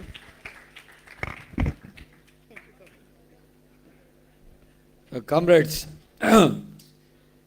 ఇప్పుడు మన సిపిఎం, సిపిఐ రాష్ట్ర కార్యదర్శులు మాట్లాడటంతో సభ ముగుస్తుంది. అదే అందుకని అవకాశం ఇస్తున్నారు. మన నాయకులందరూ కూడా చెప్పారు ఇప్పటి వరకు. మన సభకి ముందుగా అంబేద్కర్ విగ్రహానికి పూలమాల వేసి ఆయనకి నివాళులు అర్పించి ఇక్కడికి వచ్చాం. కేంద్రంలో, రాష్ట్రంలో ఉన్న ప్రభుత్వాలు అంబేద్కర్ గారికి 125 కాదు ఇంకా ఎత్తైన విగ్రహాలు కూడా పెడుతున్నారు. విగ్రహాలు ఎత్తులో పెడుతున్నారు, వాళ్ళ ఆశయాలు మాత్రం అధపాతాళానికి నెట్టేస్తున్నారు. వారి యొక్క ఆశయాలను నిలబెట్టి ఆ స్ఫూర్తిని కాపాడేది, నిలబెట్టేది, పోరాడేది కమ్యూనిస్టులే. అలాగే చాలామంది అన్నారు, ఏమండి మోడీ ప్రభుత్వాన్ని సాగనంపండి అని మీరు క్యాంపెయిన్ చేస్తున్నారు, ఇక్కడ బీజేపీ లేదు కదా అని మాట్లాడేవాళ్ళు కూడా చాలామంది బయట అడుగుతున్నారు. కమ్యూనిస్టులుగా ఈ రాష్ట్రంలో ఉన్నటువంటి వైసీపీ ప్రభుత్వం మీద పోరాడుతున్నాం. కానీ మన రాష్ట్రం కూడా దేశంలో అంతర్భాగమే. మోడీ ప్రభుత్వం ఢిల్లీలో ఉందనుకోపాకండి, మన వంటగదిలో ఉంది, మన ఇంటిలో ఉంది, మన వృత్తిలో ఉంది, మన మెదడులో ఉంది. ఇవాళ ప్రతి ఇంటిలో గ్యాస్ బండ పేలినట్టే. 400 రూపాయల గ్యాస్ బండ 1200 రూపాయలు చేసిన పాపం మోడీదే. మరి ఇక్కడ ఆంధ్రప్రదేశ్లో మోడీ ప్రభుత్వం మీద పోరాడకుండా మన రాష్ట్రంలో లేదని వదిలేద్దామా? పెట్రోలు, డీజిలు, మీరు తోలే బండి, మీరు ఎక్కే ఆటో, మీరు ఎక్కిన బస్సు ఛార్జీలు ఎవరి వల్ల? 25 లక్షల కోట్ల రూపాయలు ఈ 8 ఏళ్లలో పెట్రోల్ మీద, డీజిల్ మీద మన జేబులు లూటీ చేసింది మోడీ ప్రభుత్వం. ఇలా చెప్పుకుంటూ పోవాలంటే చాలా ఉన్నాయి. కానీ మన రాష్ట్రంలో జరుగుతున్నది ఏంటి? Modi Jagan joint venture. ఏది తేడా లేదు. అక్కడ పెట్రోల్ వాళ్ళు పెంచితే ఇక్కడ 4 రూపాయలు వీళ్ళు తోడు చేస్తారు. ఇంటి పన్ను అక్కడ మోడీ గారు పెంచమంటే ఈయన ఇక్కడ పెంచి అమలు చేస్తారు. చెత్త పన్ను మోడీ ప్రభుత్వం చెప్తే ఇక్కడ మన దగ్గర నుండి వసూలు చేస్తున్నారు. కాబట్టి మోడీ ప్రభుత్వం మీద పోరాటం ఈ 2 ప్రభుత్వాలతో మన పోరాటంతో ముడిపడి కూడా ఉంది. ఆఖరికి మన ఆంధ్రప్రదేశ్లో ఉన్న విజయపాలు కూడా కాకుండా గుజరాత్ అమలు పాలు తీసుకొచ్చి కర్ణాటకలో ఈ రోజున పోట్లాడుతున్నారు. మా నందిని పాలకు వ్యతిరేకంగా మీరు అమలు తీసుకొస్తే కుదరదని. ఇక్కడ కూడా అటువంటి పోరాటమే జరగాలి. ఇంకా ఇటువంటి విషయాల్లో 2 తేడా లేదు. అదానీ గురించి మాట్లాడారు. మీరు కడుతున్న కరెంటు బిల్లులో అదానీ, బొగ్గు, విద్యుత్తు కలిపి మన రాష్ట్ర ప్రభుత్వం ద్వారా అదానీలకి ఇలా ఎన్నైనా ఉన్నాయి. అందుకనే ఈ పోరాటం విడిగా లేదు. 2 ప్రభుత్వాల మీద కలిసి చేస్తాం. మోడీ ప్రభుత్వ దుర్మార్గాల మీద కూడా కలిసి పోట్లాడతాం. చివరిలో ఒక్క ముక్క నేను చెప్తా. పెత్తందారుల మీద పోరాటం అంటున్నాడు జగన్ గారు. ఈ దేశంలో అందరికంటే పెద్ద పెత్తందారి నిరంకుశవాది నరేంద్ర మోడీ. ఆ పెత్తందారులతో కుమ్మక్కైన జగన్మోహన్ రెడ్డి పెత్తందారుల మీద పోరాటం అంటున్నాడు. ఎక్కడ? ఈ దేశంలో ఆర్థిక పెత్తందారులు ఎవరు? అదానీ, అంబానీ. ఆ అంబానీ అదానీలకి కొమ్ము కాస్తున్నటువంటిది మోడీ అయితే వాళ్ళతో తాబేదారులుగా ఉంటుంది జగన్ ప్రభుత్వం. ఎక్కడైనా నువ్వు పెత్తందారు మీద పోరాడుతుంది. పెత్తందారుల మీద ఢిల్లీలో అయినా, కేంద్రంలో అయినా, రాష్ట్రంలోనైనా పేదవాళ్ళ తరపున నిలబడి పెత్తందారు మీద పోరాడుతుంది. కమ్యూనిస్టులు తప్ప మీరు కాదనేటువంటిది ఈరోజు మనం చెప్పదలుచుకున్నాం. అందుకే ఈరోజు ఈ సభని, ఈ ప్రచార బేరీని మనం మోగించడంలో ఒకటే, ఈ రాష్ట్రంలో ఉన్న పార్టీలు ఈ గట్టునుంటారా, ఆ గట్టునుంటారా తెలుసుకోవాలి. మోడీతో బీజేపీతో ఉంటారా, మోడీ బీజేపీకి వ్యతిరేకంగా ఉంటారో తెలుసుకోవాల్సిన పరిస్థితి ఈ రాష్ట్రంలో అధికార ప్రతిపక్షమైన వైఎస్ఆర్, టీడీపీ, జనసేన అన్ని పార్టీలకు ఉంది. గోడ మీద పిల్లి వాటం కుదరదు. తెలుసండి. మీరు చాలా మంది అన్నారు కమ్యూనిస్టులు తోక పార్టీలని. మేం కాదు తోక పార్టీలు, తాబేదారుల పార్టీగా నరేంద్ర మోడీ బీజేపీకి తాబేదారులుగా మారింది ఎవరు? ఈ రాష్ట్ర ప్రభుత్వం, వైఎస్ఆర్ పార్టీ. మౌనం వహిస్తుంది ఎవరు? తెలుగుదేశం, జనసేన. అటువంటి మోడీకి వ్యతిరేకంగా, బీజేపీకి వ్యతిరేకంగా పోట్లాడగలిగిన దమ్ము, ధైర్యం ఉన్న పార్టీలు ఈ రోజున కమ్యూనిస్టులు. అందుకే రాష్ట్రంలో ఈ పార్టీలు రాబోయే కాలంలో మీరు ఎటుంటారు ఎన్నికల్లో అంటున్నారు. మేము ప్రజలతో ఉంటాం. మోడీ బీజేపీతో కలిసే పార్టీలకి దేశంలో పుట్టగొత్త లేకుండా చేస్తాం. ఈ రాష్ట్రంలో కూడా మోడీతోనో బీజేపీతో కలిసే పార్టీల్ని ఓడిస్తాం. రాష్ట్ర ప్రభుత్వ ప్రజా వ్యతిరేక చర్యలను కూడా ఎదుర్కొంటాం, పోరాడతాం వాళ్ళకి వ్యతిరేకం కూడా. అందుకే ఈ ఉద్యమం చేపట్టాం. ఈ ఉద్యమం ఈ రోజుతో ప్రారంభం.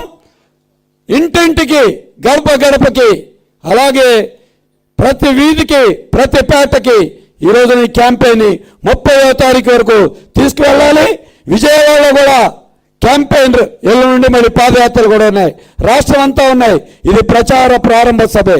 కాబట్టి మీరందరూ వినటమే కాదు, మీరు కూడా ఈ సందేశాన్ని తీసుకుని ఈ క్యాంపెయిన్లో భాగస్వాములు కావాలని కోరుతూ సిపిఎం రాష్ట్ర కార్యదర్శి వి శ్రీనివాసరావు గారు మాట్లాడవలసిందిగా కోరుతున్నాను.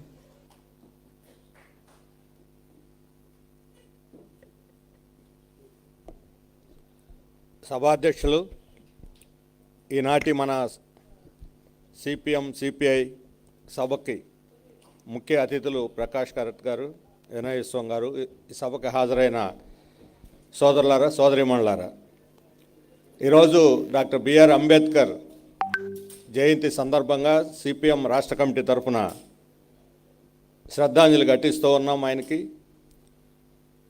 మన ముందు మాట్లాడినటువంటి పెద్దలందరూ కూడా చెప్పారు. ఒకవైపు అంబేద్కర్కి చాలా భారీ ఎత్తున విగ్రహాలు కట్టి పెద్ద ఎత్తున ఉత్సవాలు నిర్వహిస్తూ, ఇంకొక వైపు దళితులకి, ఆదివాసీలకి, బీసీలకి ఉండేటువంటి అన్ని హక్కుల్ని ఒకదానిమిట ఒకటి రద్దు చేసుకుంటూ వెళ్ళిపోతూ ఉన్నారు. ఈరోజు మోడీ అధికారంలోకి వచ్చిన తర్వాత కేంద్ర బడ్జెట్లో ఉండేటువంటి ఎస్సీ ఎస్టీ సప్లాన్ని తీసిపారేశారు. మోడీ అధికారంలోకి వచ్చాక రిజర్వేషన్లు అమలు జరపకుండా ఆపేశారు.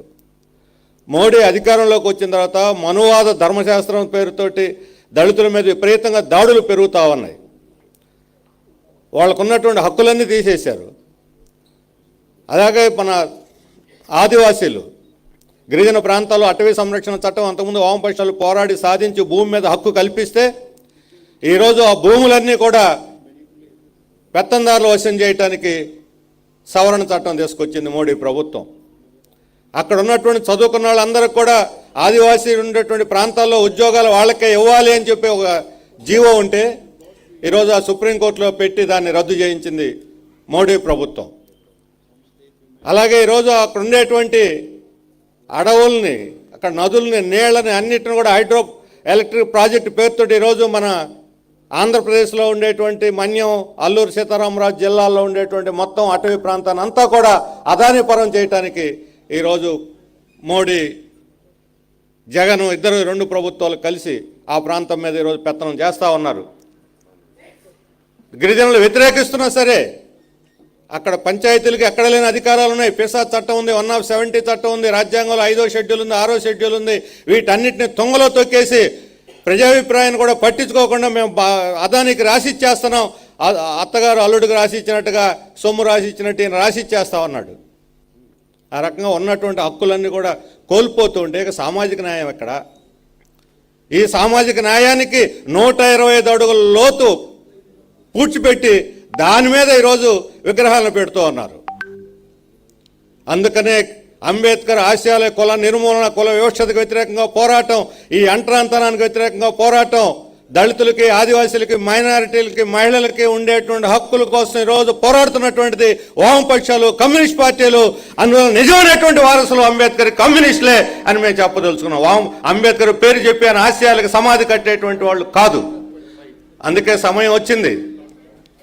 ఈరోజు మోడీకి, వాళ్ళ పరిపాలనకి, మోడీ పరిపాలనకి గోరీ కట్టాల్సినటువంటి సమయం వచ్చింది.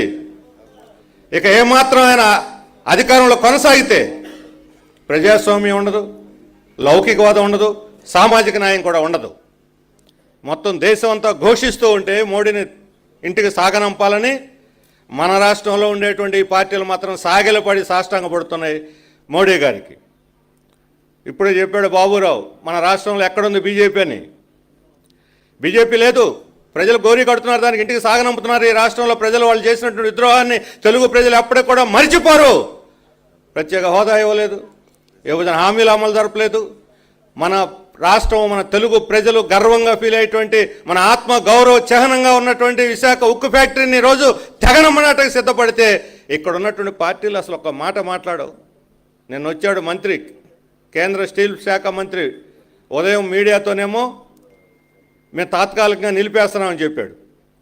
మరలా లోపలికి కార్మిక నాయకులను పిలిచి మీరు ముందు లాభాల్లో పెట్టండి, ఆ తర్వాత ప్రైవేటీకరణ విషయం ఆపే విషయం ఆలోచిస్తూ ఉన్నాడు. 2 నాలుకల ధోరణి, బయటకు ఒకటి లోపలికి ఒకటి. తెలంగాణ ప్రభుత్వం వచ్చి ఇక్కడ మేము బిడ్డింగ్ పెడతాం, అమ్మకానికి కాదు, అక్కడ ముడి సరుకు సరఫరా చేయడానికి, పెట్టుబడి పెట్టడానికి బిడ్డింగ్. ఫ్యాక్టరీ వాళ్ళు పిలిచారు. ఇది అసలు అర్థమైనట్లేదు ఇక్కడ మన జగన్ గారికి కానీ, ఆయన ప్రభుత్వంలో ఉన్నటువంటి పెద్దలకు కానీ. సజ్జల రామకృష్ణారెడ్డి ఏదేదో మాట్లాడేస్తా ఉన్నాడు. నేను చెప్తున్నాను ఆయనకి, ఈరోజు విశాఖపట్నం స్టీల్ ప్లాంట్లో ఏం జరుగుతున్నదో మీరు ఒకసారి మీ నాయకుల చేతన ట్యూషన్ పెట్టించుకొని చెబుతారు. విషయం అర్థం కాకుండా అవాకులు చవాకులు కమ్యూనిస్టుల మీద పెళితే రాష్ట్ర ప్రజలు ఊరుకోరు.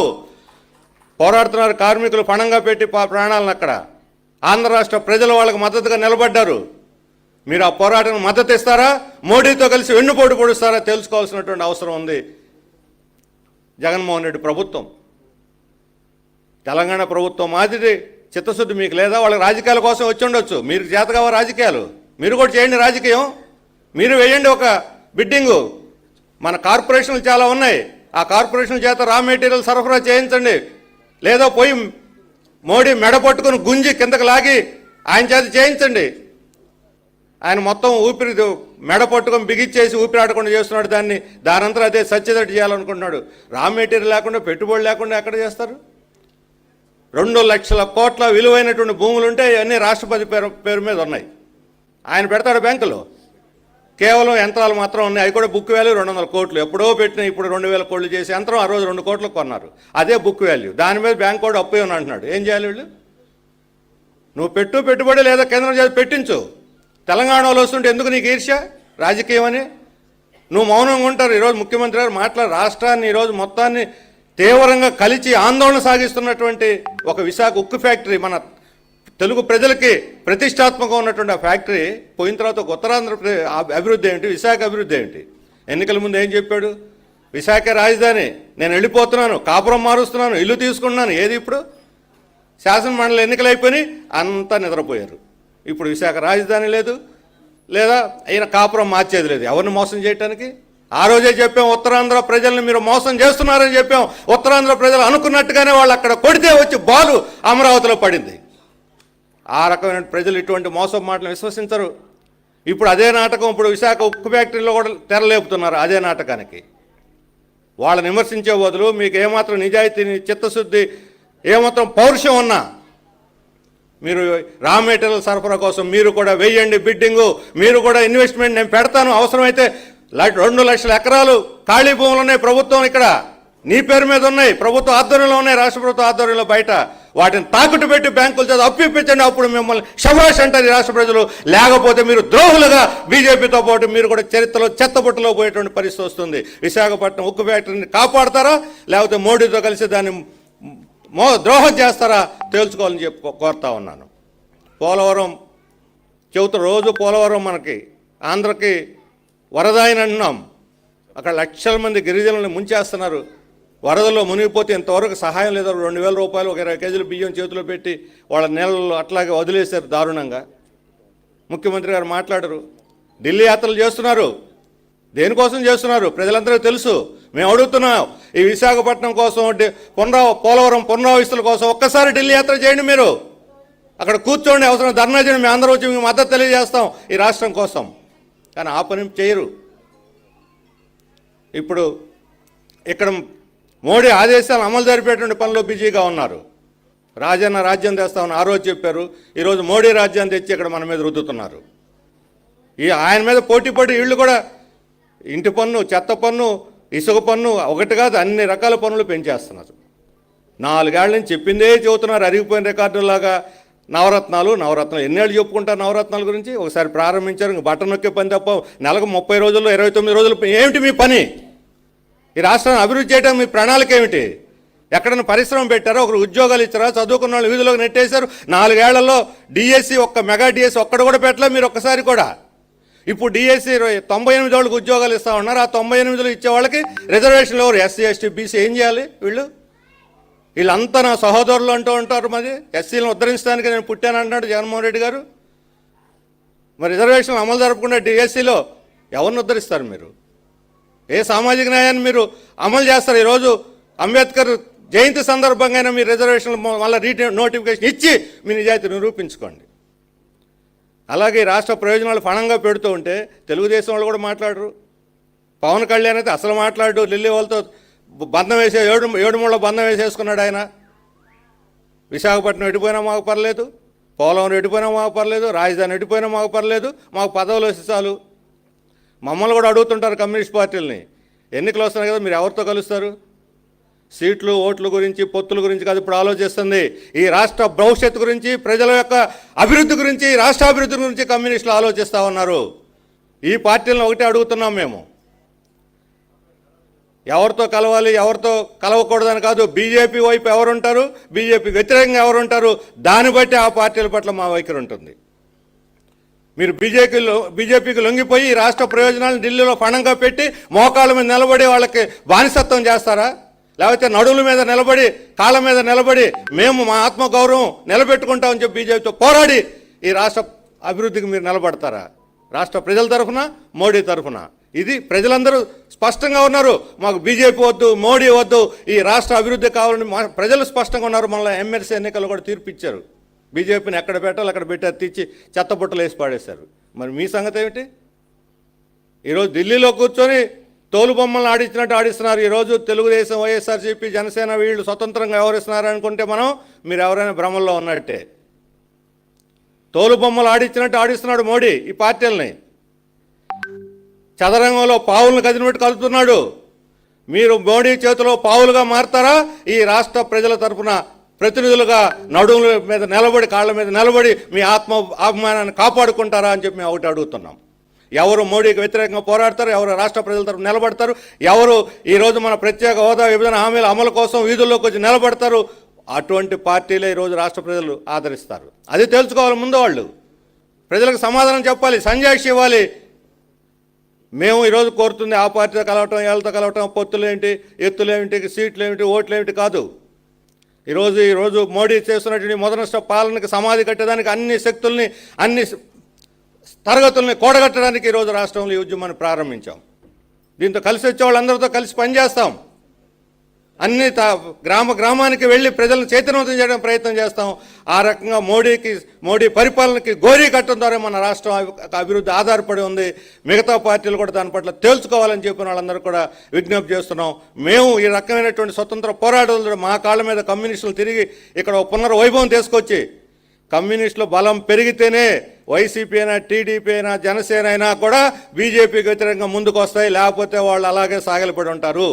అందుకని కమ్యూనిస్టులు బలపడటం అనేది రాష్ట్రంలో రాజకీయాల్లో కీలకమైనటువంటి అంశం. అందుకోసమే సిపిఐ, సిపిఎం నడుం కట్టి ఈరోజు ఉమ్మడిగా, సమిష్టిగా ఈ ప్రజా ఉద్యమాలను ముందుకు తీసుకుపోవాలని చెప్పి నిర్ణయానికి వచ్చాయి. ప్రజలు దీన్ని ఆదరించాలి. కమ్యూనిస్టులను భుజం తట్టి వాళ్ళతో పాటు వెన్నంటి నిలబడి ఈ ఉద్యమాల్లో తోడునీడగా ఉండాలని చెప్పి అందరికీ విజ్ఞప్తి చేస్తూ ఈ సభను జయప్రదం చేసిన మీ అందరికీ ధన్యవాదాలు తెలియజేస్తూ సెలవు తీసుకుంటున్నాను. ఇప్పుడు సిపిఐ రాష్ట్ర కార్యదర్శి కామ్రేడ్ రామకృష్ణ గారిని మాట్లాడవలసింది కోరుతాను.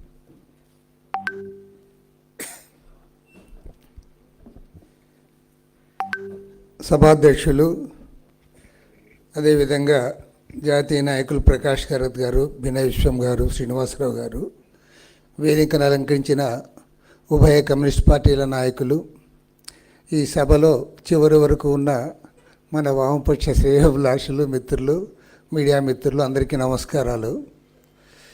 ఇవాళ దేశవ్యాప్తంగా ఒక రకంగా చెప్పాలంటే మంచి పరిణామాలు సంభవిస్తున్న నేపథ్యంలో మన రాష్ట్రంలో ఉభయ కమ్యూనిస్ట్ పార్టీల ఆధ్వర్యంలో ప్రచార భేరీని మనం ప్రారంభించాం. ఇవాళ దేశంలో ఉన్న కమ్యూనిస్టులే కాదు, ఇతర లౌకిక పార్టీలు, ప్రజాతంత్ర పార్టీలు, ప్రతిపక్ష పార్టీలన్నీ కూడా ఇవాళ సెన్సిబుల్గా ఆలోచిస్తూ ఉన్నాం.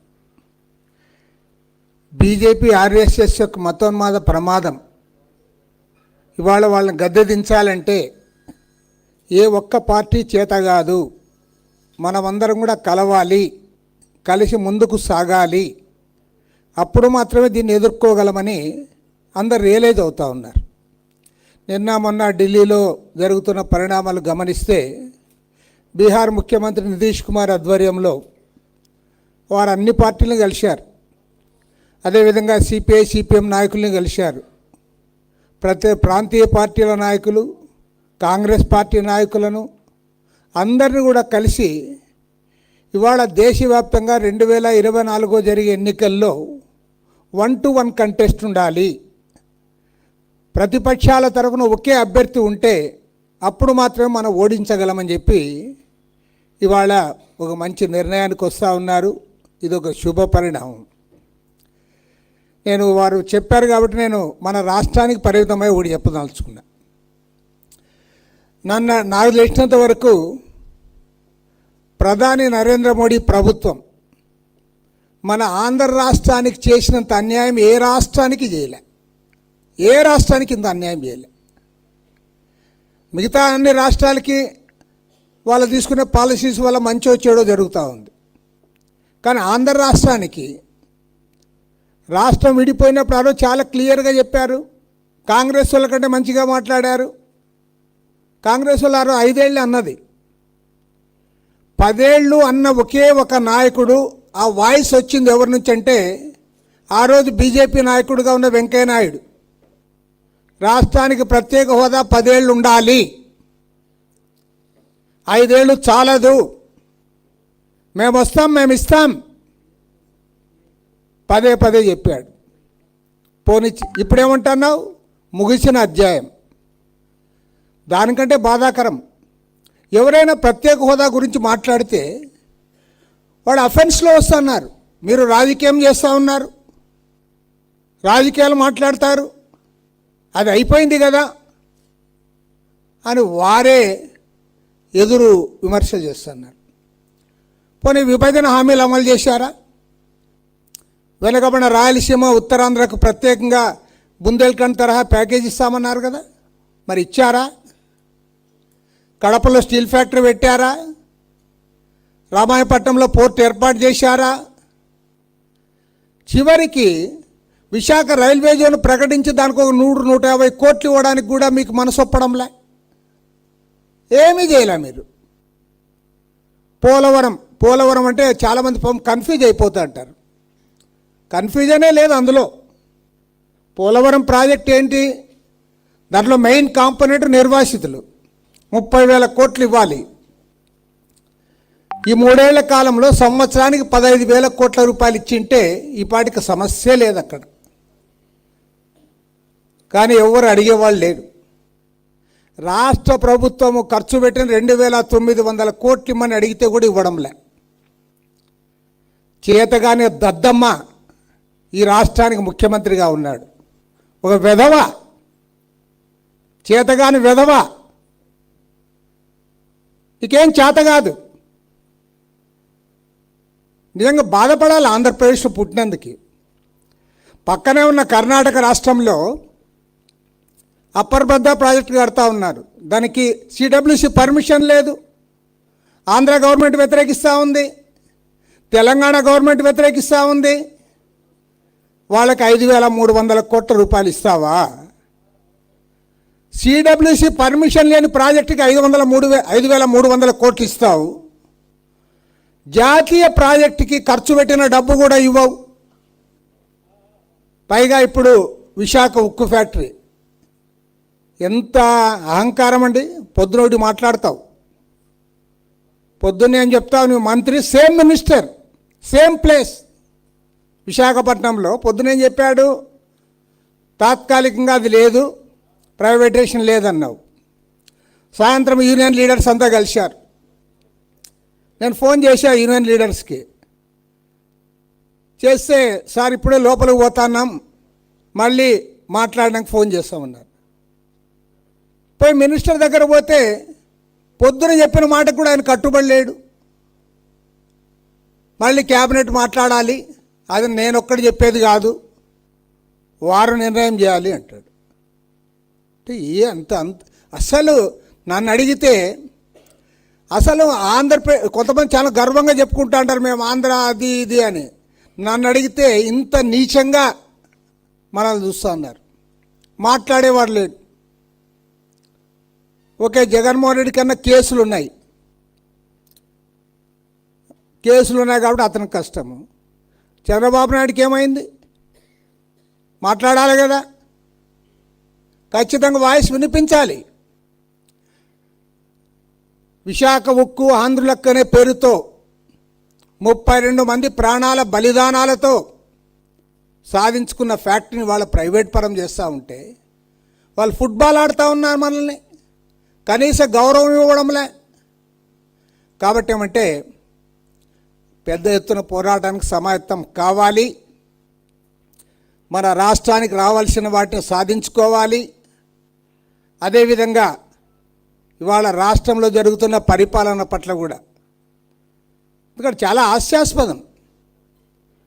ఇవాళ తెలంగాణలో నువ్వు ముఖ్యమంత్రి, నేను వస్తానని చెప్తా ఉన్నాడు, మేము వచ్చి బిడ్డేస్తామంటే నీవేం మాట్లాడవు, పైగా వాళ్ళని తప్పు పడతావు. నేను మాత్రం గ్యారంటీ ఒకటి చెప్తా, సింగరేణి కాలనీస్ తరఫున తెలంగాణ ప్రభుత్వం టెండర్లో పాల్గొంటే జగన్మోహన్ రెడ్డికి ఆత్మహత్య తప్ప వేరే గత్యంతరం లేదు. నువ్వు ఆత్మహత్య చేసుకోవాలి, సిగ్గుండాలి నీకన్నా. మనకంటే తక్కువ ఆదాయం ఉన్న ప్రభుత్వం వారు చేస్తూ ఉన్నారు. నువ్వు విశాఖ స్టీల్ కాపాడుకుందాం అని ఎన్నడైనా పోయావా? ఆ రోజు ఏమన్నావు, 2019 ఎన్నికల్లో నాకు ఎమ్మెల్యేలే కాదు ఎంపీలు కావాలి, ఎంపీలు ఇస్తే నిలదీస్తా, మెడలు వంచుతా, నిగ్గదీస్తా అన్నావు. మాట్లాడలేవు. ఇవాళ కనీసం ప్రైమ్ మినిస్టర్ దగ్గర ఎంపీలు తీసుకుని పోయి ఒక అర్జీ ఇవ్వలేవు. కాబట్టి ఏమంటే ఆంధ్రుల ఆత్మగౌరవం దెబ్బతింటా ఉంది, ఆంధ్రులకు పదే పదే అన్యాయం జరుగుతూ ఉంది. ఇతర రాష్ట్రాలకు ఇచ్చిన గౌరవాన్ని కూడా మనకి ఇవ్వడం లేదు. కాబట్టి ఏమంటే ఉభయ కమ్యూనిస్ట్ పార్టీల ఆధ్వర్యంలో రాష్ట్ర వ్యాప్తంగా మేడే వరకు జరుగుతున్న ఈ ప్రచార కార్యక్రమం అన్ని జిల్లాల్లో కూడా గ్రామ గ్రామాన వాడవాడల ప్రచారాన్ని ఉధృతం చేయాలి, ప్రజల్ని చైతన్యవంతులు చేయాలి, పోరాటాల్లో ఉద్యమాల్లో ముందుకు తీసుకోవాలి. ఆ రకంగా ఖచ్చితంగా ఈ సభలు జయప్రదమవుతామని ఆశిస్తూ ఇవాళ పాల్గొన్న వారందరికీ కూడా అభినందనలు తెలియజేస్తూ సెలవు తీసుకుంటున్నాం. కామ్రేడ్స్, 2 నిమిషాలు ముగుస్తుంది. మా నాయకులందరూ చెప్పిన విషయాలను విని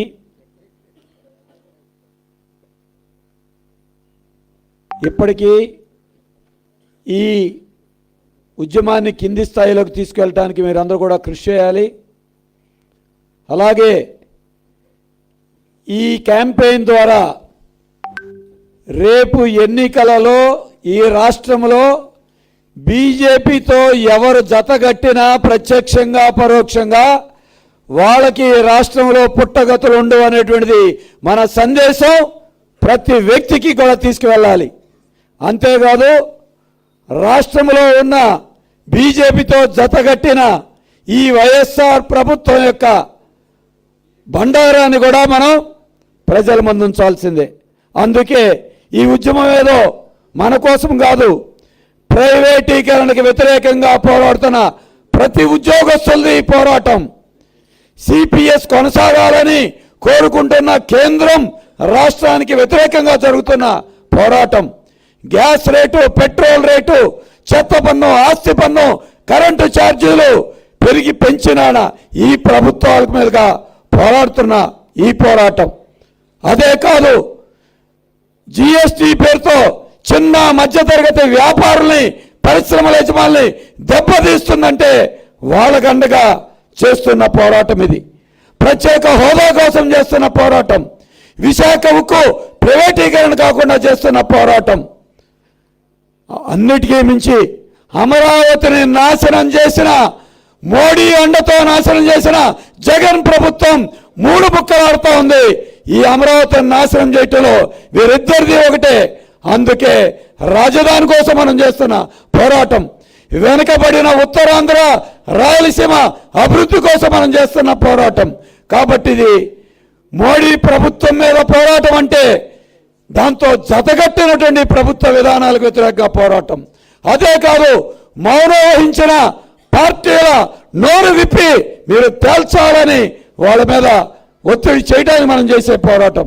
కాబట్టి ఈ ఉద్యమం ఇదొక ప్రజా ఉద్యమంగా మీరందరూ కలిసి రావాలని కోరుకుంటూ సిపిఐ నగర కార్యదర్శి కమ్రేడ్ జి కోటేశ్వరరావు గారు వందన సమర్పణతో ముగుస్తుంది.